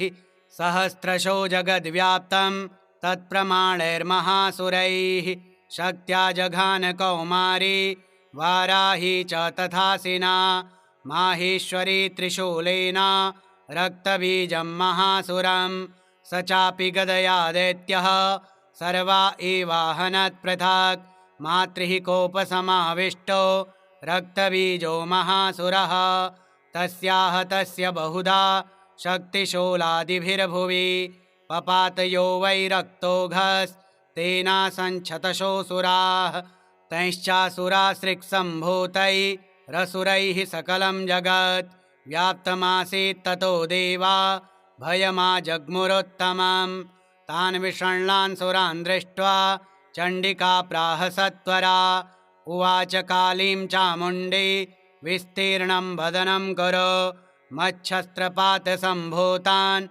रक्तबिन्दोन्महासुरान् रक्तबिन्दोः प्रतीच्छत्वं वक्त्रेणानेन वेगिना भक्षयन्ति चररणे तदुत्पन्नान् महासुरान् एवमेष क्षयं दैत्यः क्षीणरक्तो गमिष्यति भक्ष्यमाणास्त्वया चोग्रा न चोत्पश्यन्ति चापरे इत्युक्ता तां ततो देवी शूलेनाभिजगानतं मुखेन काली जगृहे रक्तबीजस्य शोणितं ततो सा वा जघानाथ गदया तत्र चण्डिकां न चास्या वेदनां चक्रे गदापातोल्पिकामपि तस्याह तस्य देहात्तु बहुशुस्त्रावशोणितं यतस्ततस्तद्वक्त्रेण चामुण्डा सम्प्रतीच्छति मुखे समुद्गता ये स्या रक्तपातान् महासुराः तांश्च खादाथ चामुण्डा पपौ तस्य च शोणितं देवी शूलेन वज्रेण बाणैरसिभिररिष्टिभिः जघान रक्तबीजं तं चामुण्डापीतशोणितं सपपातमहीपृष्ठे शस्त्रसङ्घसमाहतः नीरक्तश्च महीपाल रक्तबीजो महासुरः ततस्ते हर्षमतुलमवापुस्त्रिदशा नृप तेषां मातृगणो जाता ननर्ता शृङ्मदोद्धतः। ॐ श्रीमार्कण्डेयपुराणे सावर्णिके मनवन्तरे देवी माहात्म्ये श्रीदुर्गार्पणमस्तु। ॐ श्रीदुर्गायै नमः। नवमोऽध्यायः। ध्यानम्। ॐ बन्धूककाञ्चननिभं रुचिराक्षमालां पाशाङ्कुशौ च वरदां निजबाहुदण्डैः बिभ्राणमिन्दुशकलाभरणं त्रिनेत्र मर्धाम्बिकेशमनिशं वपुराश्रयामि। ॐ राजोवाच विचित्रमिदमाख्यातं भगवन् भवता मम देव्याश्चरितमाहात्म्यं रक्तबीजवधाश्रितं भूयश्चेच्छाम्यहं श्रोतुं रक्तबीजे निपातिते चकार शुम्भो यत्कर्म निशुम्भश्चातिकोपनः। ऋषिरुवाच चकारकोपमतुलं रक्तबीजे निपातिते शुम्भासुरो निशुम्भश्च हतेष्वन्येषु चाहवे। हन्यमानं महासैन्यं विलोक्यामर्षमुद्वहन् अभ्यधावन्निशुम्भोऽथ मुख्यया सुरसेनया तस्याग्रतस्तथा पृष्ठे पार्श्वयोश्च महासुराः सन्दष्टौष्ठपुटाः क्रुद्धा हन्तुं देवीमुपाययोः। आजगाममहावीर्यः शुम्भोऽपि सबलैर्वृतः निहन्तुं चण्डिकाकोपात् कृत्वा युद्धं तु मातृभिः। ततो युद्धमतीवासीत् देव्या शुम्भनिशुम्भयोः शरवर्षमतीवोग्रं मेघयोरिव वर्षतोः। चिच्छेदास्तांश्चरास्ताभ्यां चण्डिका स्वशरोत्करैः ताडयामास चाङ्गेषु शस्त्रौघैरसुरेश्वरौ। निशुम्भो निशितं खड्गं चर्मचादाय सुप्रभम् अताडयन्मूर्ध्नि सिंहं देव्या वाहनमुत्तमं। ताडिते वाहने देवी शूरप्रेणासिमुत्तमं। निशुम्भस्याशु चिच्छेद चर्मचाप्यष्टचन्द्रकं छिन्ने चर्मणि खड्गे च शक्तिं चिक्षेपसोऽसुरः। तामप्यस्य द्विधा चक्रे चक्रेणाभिमुखागतां कोपाद्मातो निशुम्भोऽथ शूलं जग्राहदानवः। आयातं मुष्टिपातेन देवी तच्चाप्यचूर्णयत् आविद्याथ गदां सोऽपि चिक्षेप चण्डिकां प्रति। सापि देव्या त्रिशूलेन भिन्ना भस्मत्वमागता। ततः परशुहस्तं तमायान्तं दैत्यपुङ्गवम् आहत्य देवी बाणौघैरपतायत भूतले। तस्मिन्निपतिते भूमौ निशुम्भे भीमविक्रमे भ्रातर्यतीव संक्रुद्धः प्रययौ हन्तुमम्बिकां। सरथस्थस्तथात्युच्चैर्गृहीतपरमायुधैः भुजैरष्टाभिरतुलैर्व्याप्याशेषं बभौ नभः। तमायान्तं समालोक्य देवी शङ्खमवादयत् ज्याशब्दं चापि धनुषश्चकारातीव दुःसहं। पूरयामास ककुभो निजघण्टास्वनेन च समस्तदैत्यसैन्यानां तेजोवधविधायिना। ततः सिंहो महानादैस्त्याजिते भमहामदैः पूरयामास गगनं गां तथैव दिशो दश। ततः काली समुत्पत्य गगनं शमामताडयत् कराभ्यां तन्निनादेन प्राक्स्वनास्ते तिरोहिताः। अट्टहाससमशिवं शिवदूती चकारः तैः शब्दैरसुरास्त्रेषु शुम्भः कोपं परं ययौ। दुरात्मस्तिष्ठतिष्ठेति व्याजहारम्बिका यदा तदा जयेत्यभिहितं दैवैराकाशसंस्थितैः। शुम्भेनागत्या शक्तिर्मुक्ता ज्वालातिभीषणा आयान्ते वह्निकूटाभा सा निरस्ता महोल्कया।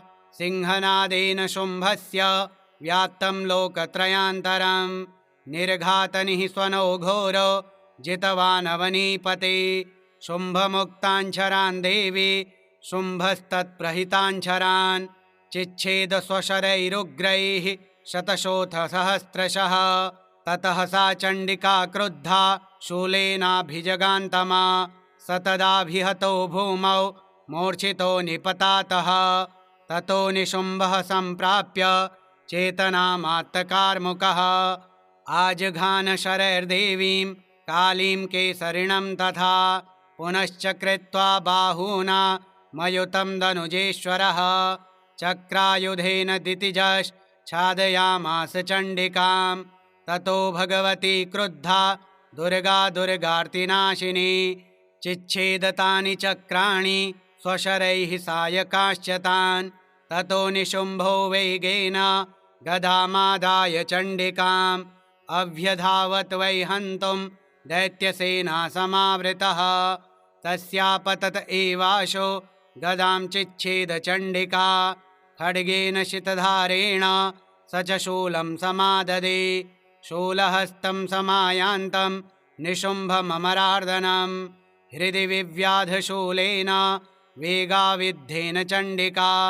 भिन्नस्य तस्य शूलेन हृदयान्निःसृतो परः महाबलो महावीर्यस्तिष्ठेति पुरुषो वदन् तस्य निष्क्रामतो देवी प्रहस्य स्वनवत्ततः शिरश्चिच्छेद खड्गेन ततो सावपतद्भुवि ततः सिंहश्च खादोग्रं दंष्ट्राशुण्डशिरोधरान् असुरांस्तांस्तथा काली शिवदूती तथा परान् कौमारी शक्तिनिर्भिन्नाः केचिन्नेषुर्महासुराः ब्रह्माणि मन्त्रपूतेन तोयेनान्ये निराकृताः माहेश्वरी त्रिशूलेन भिन्नाः पेतुस्तथा परे वाराही तुण्डघातेन केचिच्चूर्णीकृता भुवि खण्डं खण्डं च चक्रेण वैष्णव्या दानवः कृताः वज्रेण चैन्द्रियहस्ताग्र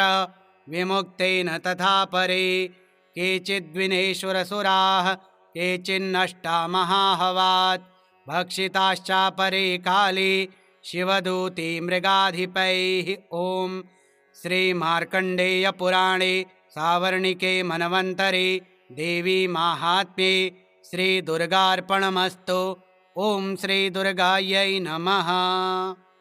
दशमोऽध्यायः ध्यानम् ॐ उत्तप्तहेमरुचिराम्रविचन्द्रवहनी नेत्रां धनुःशरयुताङ्कुशपाशशूलं रम्यैर्भुजैश्च दधतीं शिवशक्तिरूपां कामेश्वरीं हृदि भजामि धृतेन्दुलेखाम् ॐ ऋषिरुवाच निशुम्भं निहतं दृष्ट्वा भ्रातरं प्राणसंवितं हन्यमानं बलं चैव शुम्भः क्रुद्धो ब्रवीद्वचः बलावलेपाद्दुष्टे त्वं मा दुर्गे गर्वमावह अन्यासां बलमाश्रित्य युध्यसे यातिमानिनी देव्युवाच एकैवाहं जगत्यत्र द्वितीया का ममापरा पश्यैता दुष्टमय्येव विशन्त्यो मद्विभूतयः ततः समस्तास्ता देव्यो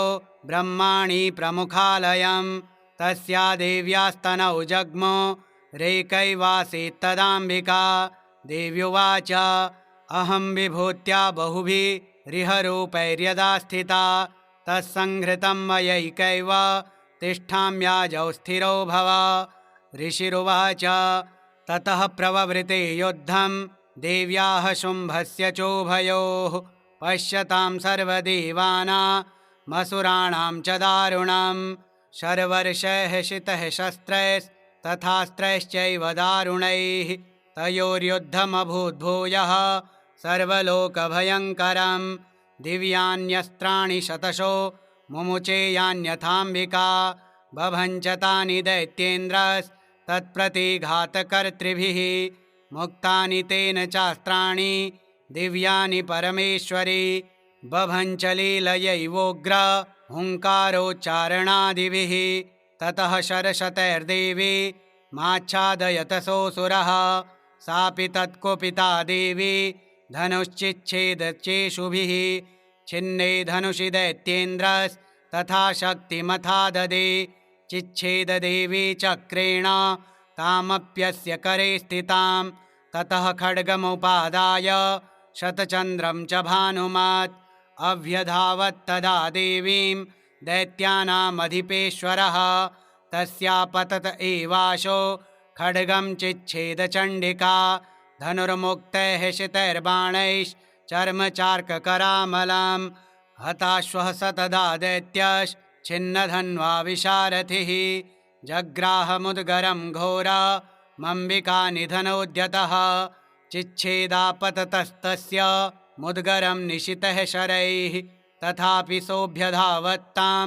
मुष्टिमुद्म्यवेगवान् समुष्टिं पातयामास हृदये दैत्यपुङ्गवः देव्यास्तं चापि सा देवी तलेनोरस्य ताडयत् तलप्रहाराभिहतो निपतात महीतले स दैत्यराजः सहसा पुनरेव तथोत्थितः उत्पत्य च प्रगृह्योच्चैर्देवीं गगनमास्थितः तत्रापि सा निराधारा युयुधे तेन चण्डिका नियुद्धं खे तदा दैत्यश्चण्डिका च परस्परं चक्रतुः प्रथमं सिद्ध मुनिविस्मयकारकं ततो नियुद्धं सुचिरं कृत्वा तेनाम्बिका सह उत्पात्य भ्रामयामास चिक्षेपधरणीतले सक्षिप्तो धरणीं प्राप्य मुष्टिमुद्म्यवेगितः अभ्यधावद्दुष्टात्मा चण्डिका निधनेच्छया तमायान्तं ततो देवी सर्वदैत्यजनेश्वरं जगत्यां पातयामास भित्त्वा शूलेन वक्षसि सगतासुः पपातोर्व्यां देवी शूलाग्रवीक्षतः चालयन् सकलां पृथ्वीं साध्विदीपां सपर्वतां ततः प्रसन्नमखिलं हते तस्मिन् दुरात्मनि जगत्स्वास्थ्यमतीवाप निर्मलं चाभवन्नभः उत्पातमेघाः शोल्काये प्रागासंस्ते शमं ययुः सरितो मार्गवाहिन्यस्तथा संस्तत्र पातिते ततो देवगणाः सर्वे हर्षनिर्भरमानसाः बभूवुर्निहते तस्मिन् गन्धर्वा ललितं जगुः अवादयंस्तथैवान्ये नन्दृतुश्चाप्सरो गणाः ववुः पुण्यास्तथा वाताः सुप्रभो भूद्दिवाकरः जज्वलुश्चाग्नयः शान्ताः शान्तादिग्जनितस्वनाः ॐ श्रीमार्कण्डेयपुराणे सावर्णिके मन्वन्तरे देवी माहात्म्ये श्रीदुर्गार्पणमस्तु। ॐ श्रीदुर्गायै नमः। एकादशोऽध्यायः ध्यानम्। ॐ बालर्विद्युतिमिन्दुकिरीटां तुङ्गकुचां नयनत्रययुक्तां स्मेरमुखीं वरदाङ्कुशपाशा भीतिकरां प्रभजे भुवनेशीम्। ॐ ऋषिरुवाच देव्याः ते तत्र महासुरेन्द्रे सेन्द्राः सुरावहनि पुरोगमास्तां कात्यायनीं तुष्टुवुरिष्टलाभाद् विकाशिवक्त्राब्जविकाशिताशाः देवी प्रपन्नार्तिहरे प्रसीद प्रसीद मातर्जगतोऽखिलस्य प्रसीद विश्वेश्वरि पाहि विश्वं त्वमीश्वरी देवी चराचरस्य आधारभूता जगतस्त्वमेका महीस्वरूपेण यतः स्थितासि अपां स्वरूपस्थितया त्वयैत दाप्यायते कृष्णमलङ्घ्य वीर्ये त्वं वैष्णवी शक्तिरनन्तवीर्या विश्वस्य बीजं परमासि माया सम्मोहितं देवि समस्तमेतत् त्वं वै प्रसन्ना भुवि मुक्तिहेतुः विद्याः समस्तास्तव देवि भेदाः स्त्रियः समस्ताः सकला जगत्सु त्वय्यैकया पूरितमम्बयैतत् का ते स्तुतिः स्तव्यपरा परोक्तिः सर्वभूता यदा देवी स्वर्गमुक्तिप्रदायिनी त्वं स्तुता स्तुतैका वा भवन्तु परमोक्तयः सर्वस्य बुद्धिरूपेण जनस्य हृदि संस्थिते स्वर्गापवर्गदे देवी नारायणि नमोऽस्तु ते कलाकाष्ठादिरूपेण परिणामप्रदायिनी विश्वस्योपरतौ शक्ते नारायणि नमोऽस्तु ते। सर्वमङ्गलमङ्गल्ये शिवे सर्वार्थसाधिके शरण्ये त्र्यम्बके गौरी नारायणि नमोऽस्तु ते। सृष्टिस्थितिविनाशानां शक्तिभूते सनातनी गुणाश्रयी गुणमयी नारायणि नमोऽस्तु ते। शरणागतदीनार्त परित्राणपरायणे सर्वस्यार्तिहरे देवी नारायणि नमोऽस्तु ते। हंसयुक्तविमानस्ते ब्रह्माणी रूपधारिणी कौशाम्भशरिके देवी नारायणि नमोऽस्तु ते। त्रिशूलचन्द्राहिधरे महावृषभवाहिनी माहेश्वरी स्वरूपेण नारायणि नमोऽस्तु ते। मयूरकुक्कुटवृते महाशक्तिधरे नघे कौमारी रूपसंस्थाने नारायणि नमोऽस्तु ते। शङ्खचक्रगदा शारङ्गगृहीतपरमायुधे प्रसीद वैष्णवी रूपे नारायणि नमोऽस्तु ते। गृहीतोग्रमहाचक्रे दंष्ट्रोद्धृतवसुन्धरे वराहरूपिणि शिवे नारायणि नमोऽस्तु ते। नृसिंहरूपेणोग्रेण हन्तुं दैत्यान् कृतोद्यमे त्रैलोक्यत्राणसहिते नारायणि नमोऽस्तु ते। किरीटिनि महावज्रे सहस्रनयनोज्ज्वले वृत्रप्राणहरे चैन्द्रे नारायणि नमोऽस्तु ते। शिवदूते स्वरूपेण हतदैत्यमहाबले घोररूपे महारावे नारायणि नमोऽस्तु ते। दंष्ट्राकरालवदने शिरोमालाविभूषणे चामुण्डे मुण्डमथने नारायणि नमोऽस्तु ते। लक्ष्मीलज्जे महाविद्ये श्रद्धे पुष्टिस्वधे ध्रुवे महारात्रिमहाविद्ये नारायणि नमोऽस्तु ते। मेधे सरस्वतिवरे भूतिबाभ्रवितामसि नियते त्वं प्रसीदेशे नारायणि नमोऽस्तु ते। सर्वस्वरूपे सर्वेशे सर्वशक्तिसमन्विते भयेभ्यस्त्राहि नो देवी दुर्गे देवि नमोऽस्तु ते। एतत्ते वदनं सौम्यं लोचनत्रयभूषितं पातु नः सर्वभीतिभ्यः कात्यायनि नमोऽस्तु ते। ज्वालाकरालमत्युग्रमशेषासुरसूदनं त्रिशूलं पातु नो भीतिर्भद्रकाली नमोऽस्तु ते। हीनस्ति दैत्यतेजांसि स्वनेनापूर्यया जगत् सा घण्टा पातु नो देवी पापेभ्यो नः सुतानिव। असुरासृग्वसापङ्क चर्चितस्ते करोज्ज्वलः शुभाय खड्गो भवतु चण्डिके त्वां नता वयं। रोगान् शेषान् पहंसि तुष्टा रुष्टा तु कामान् सकलान् भीष्टान् त्वामाश्रितानां न विपन्नराणां त्वामाश्रिता ह्याश्रयतां प्रयान्ति। एतत्कृतं यत्कदनं त्वयाद्य धर्मद्विषां देवी महासुराणां रूपैरनेकैर्बहुधात्ममूर्तिं कृत्वाम्बिके तत्प्रकरोति कान्या। विद्यासु शास्त्रेषु विवेकदीपेष्वाद्येषु वाक्येषु च का त्वदन्या। मम त्वगर्तेति महान्धकारे विभ्रामयत्येतदतीव विश्वं। रक्ष्यांसि यत्रोग्रविशाश्च नागा यत्रारयोदस्य बलानि यत्र दावानलो यत्र तथाब्धिमध्ये तत्र स्थिता त्वं परिपासि विश्वं। विश्वेश्वरे त्वं परिपासि विश्वं विश्वात्मिका धारयसीति विश्वं। विश्वेशवन्द्या भवती भवन्ति विश्वाश्रया ये त्वयि भक्तिनम्राः। देवी प्रसीद परिपालय नौरिभीतिर्नित्यं यथासुरवधादधुनैव सद्यः। पापानि सर्वजगतां प्रशमं न याशो उत्पातपाकजनितांश्च महोपसर्गान्। प्रणतानां प्रसीद त्वं देवि विश्वार्तिहारिणी त्रैलोक्यवासिनामीड्ये लोकानां वरदा भव।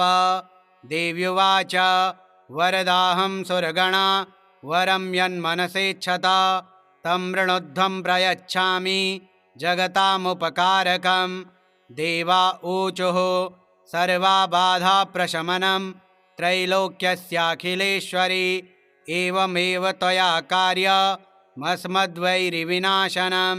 देव्युवाच वैवस्वतेऽन्तरे प्राप्ते अष्टाविंशतिमे युगे शुम्भो निशुम्भश्चैवान्या वुत्पत्स्येते महासुरौ। नन्दगोपगृहे जाता यशोदा गर्भसम्भवा ततस्तौ नाशयिष्यामि विन्ध्याचलनिवासिनी पुनरप्यतिरौद्रेण रूपेण पृथिवीतले अवतीर्य हनिष्यामि वैप्रचित्तांस्तु दानवान् भक्षयन्त्याश्च तानुग्रान् वैप्रचित्तान् महासुरान्। रक्तादन्ता भविष्यन्ति दाडिमी कुसुमोपमाः ततो मां देवताः स्वर्गे मर्त्यलोके च मानवाः स्तुवन्तो व्याहरिष्यन्ति सततं रक्तदन्तिकां। भूयश्च शतवार्षिक्या मनावृष्ट्यां मनम्भसि मुनिभिः संस्तुता भूमौ सम्भविष्याम्ययोनिजा। ततः शतेन नेत्राणां निरीक्षिष्यामि यन्मुनिं कीर्तयिष्यन्ति मनुजाः शताक्षीमिति मां ततः। ततोऽहमखिलं लोकमात्मदेहसमुद्भवैः भरिष्यामि सुराः शाकैरावृष्टैः प्राणधारकैः। शाकम्भरीति विख्यातिं तदा यास्याम्यहं भुवि तत्रैव च वधिष्यामि दुर्गमाख्यं महासुरं। दुर्गादेवीति विख्यातं तन्मे नाम भविष्यति।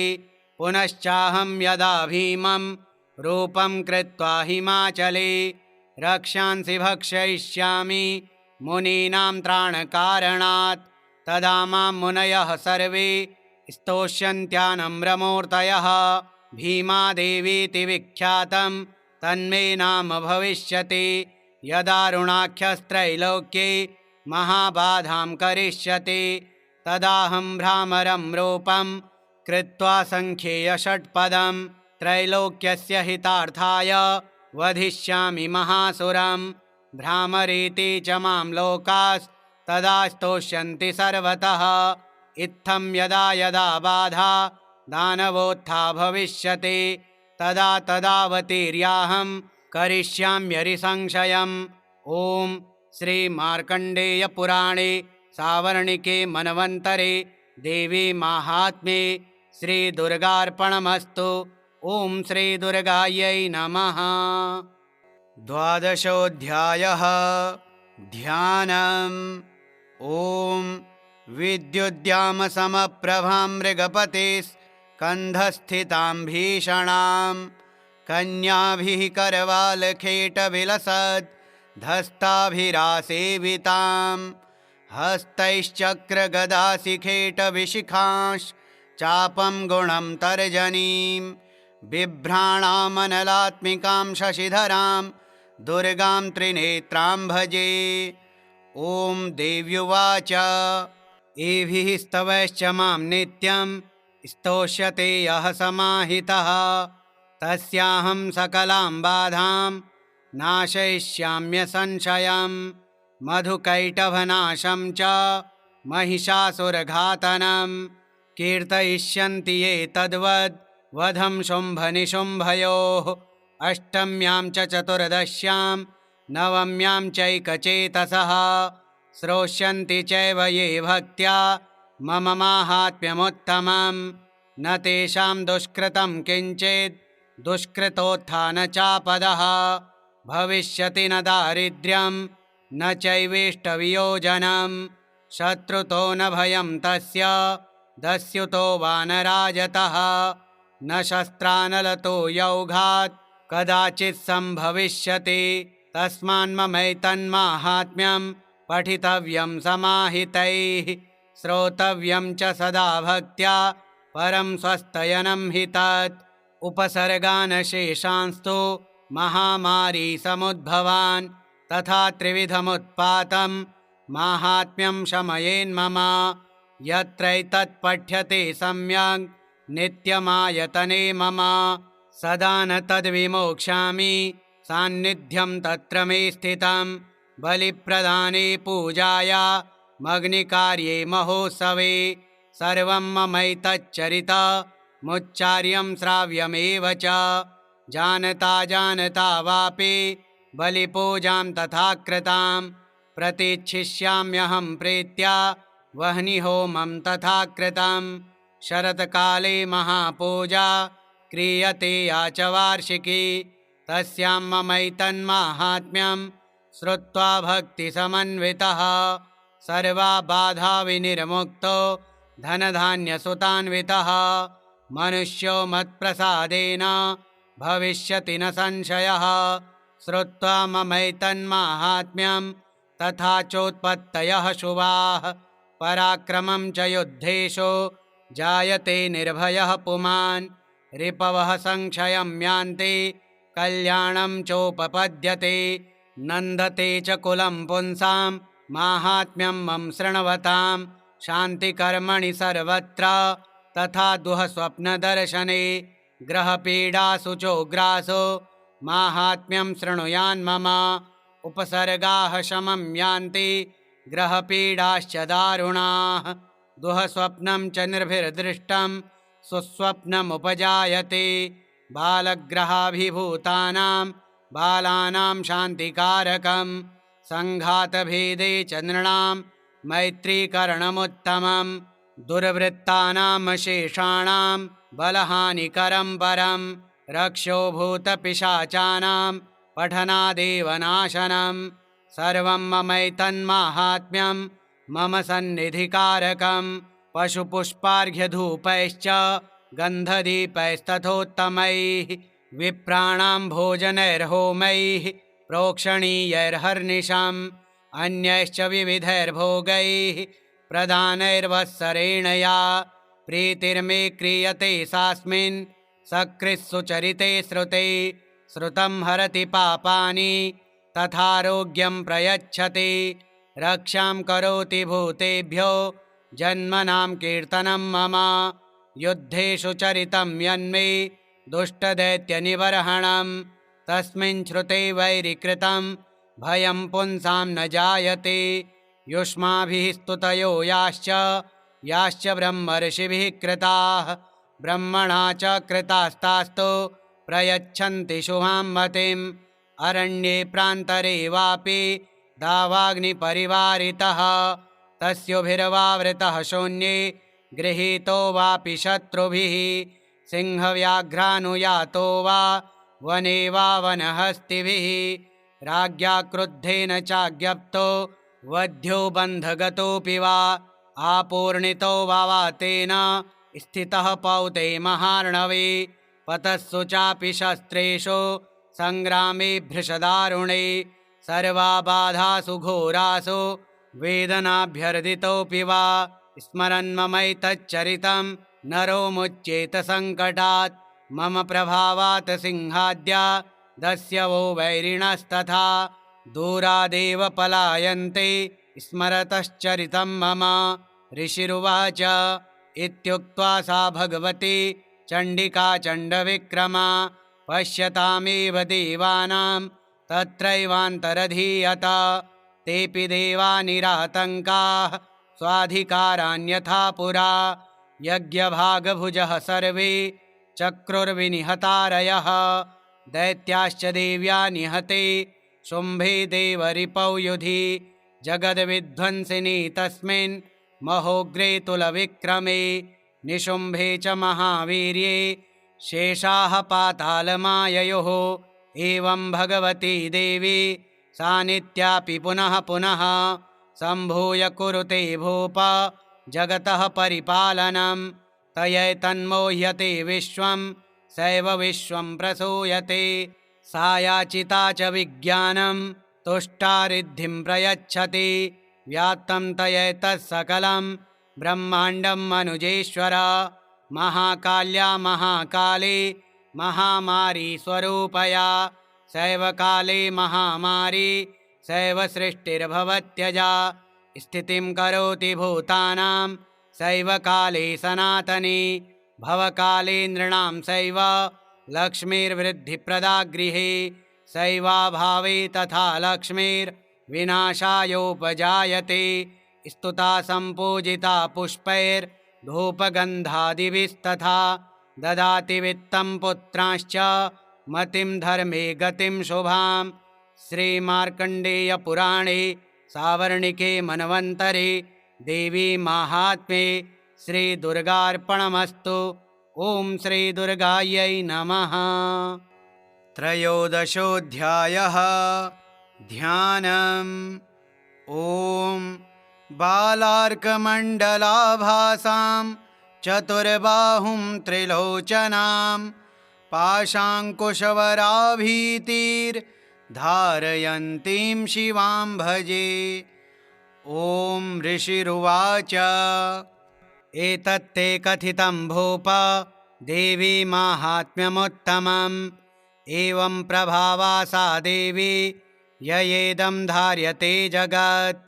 विद्या तथैव क्रियते भगवद्विष्णुमायया।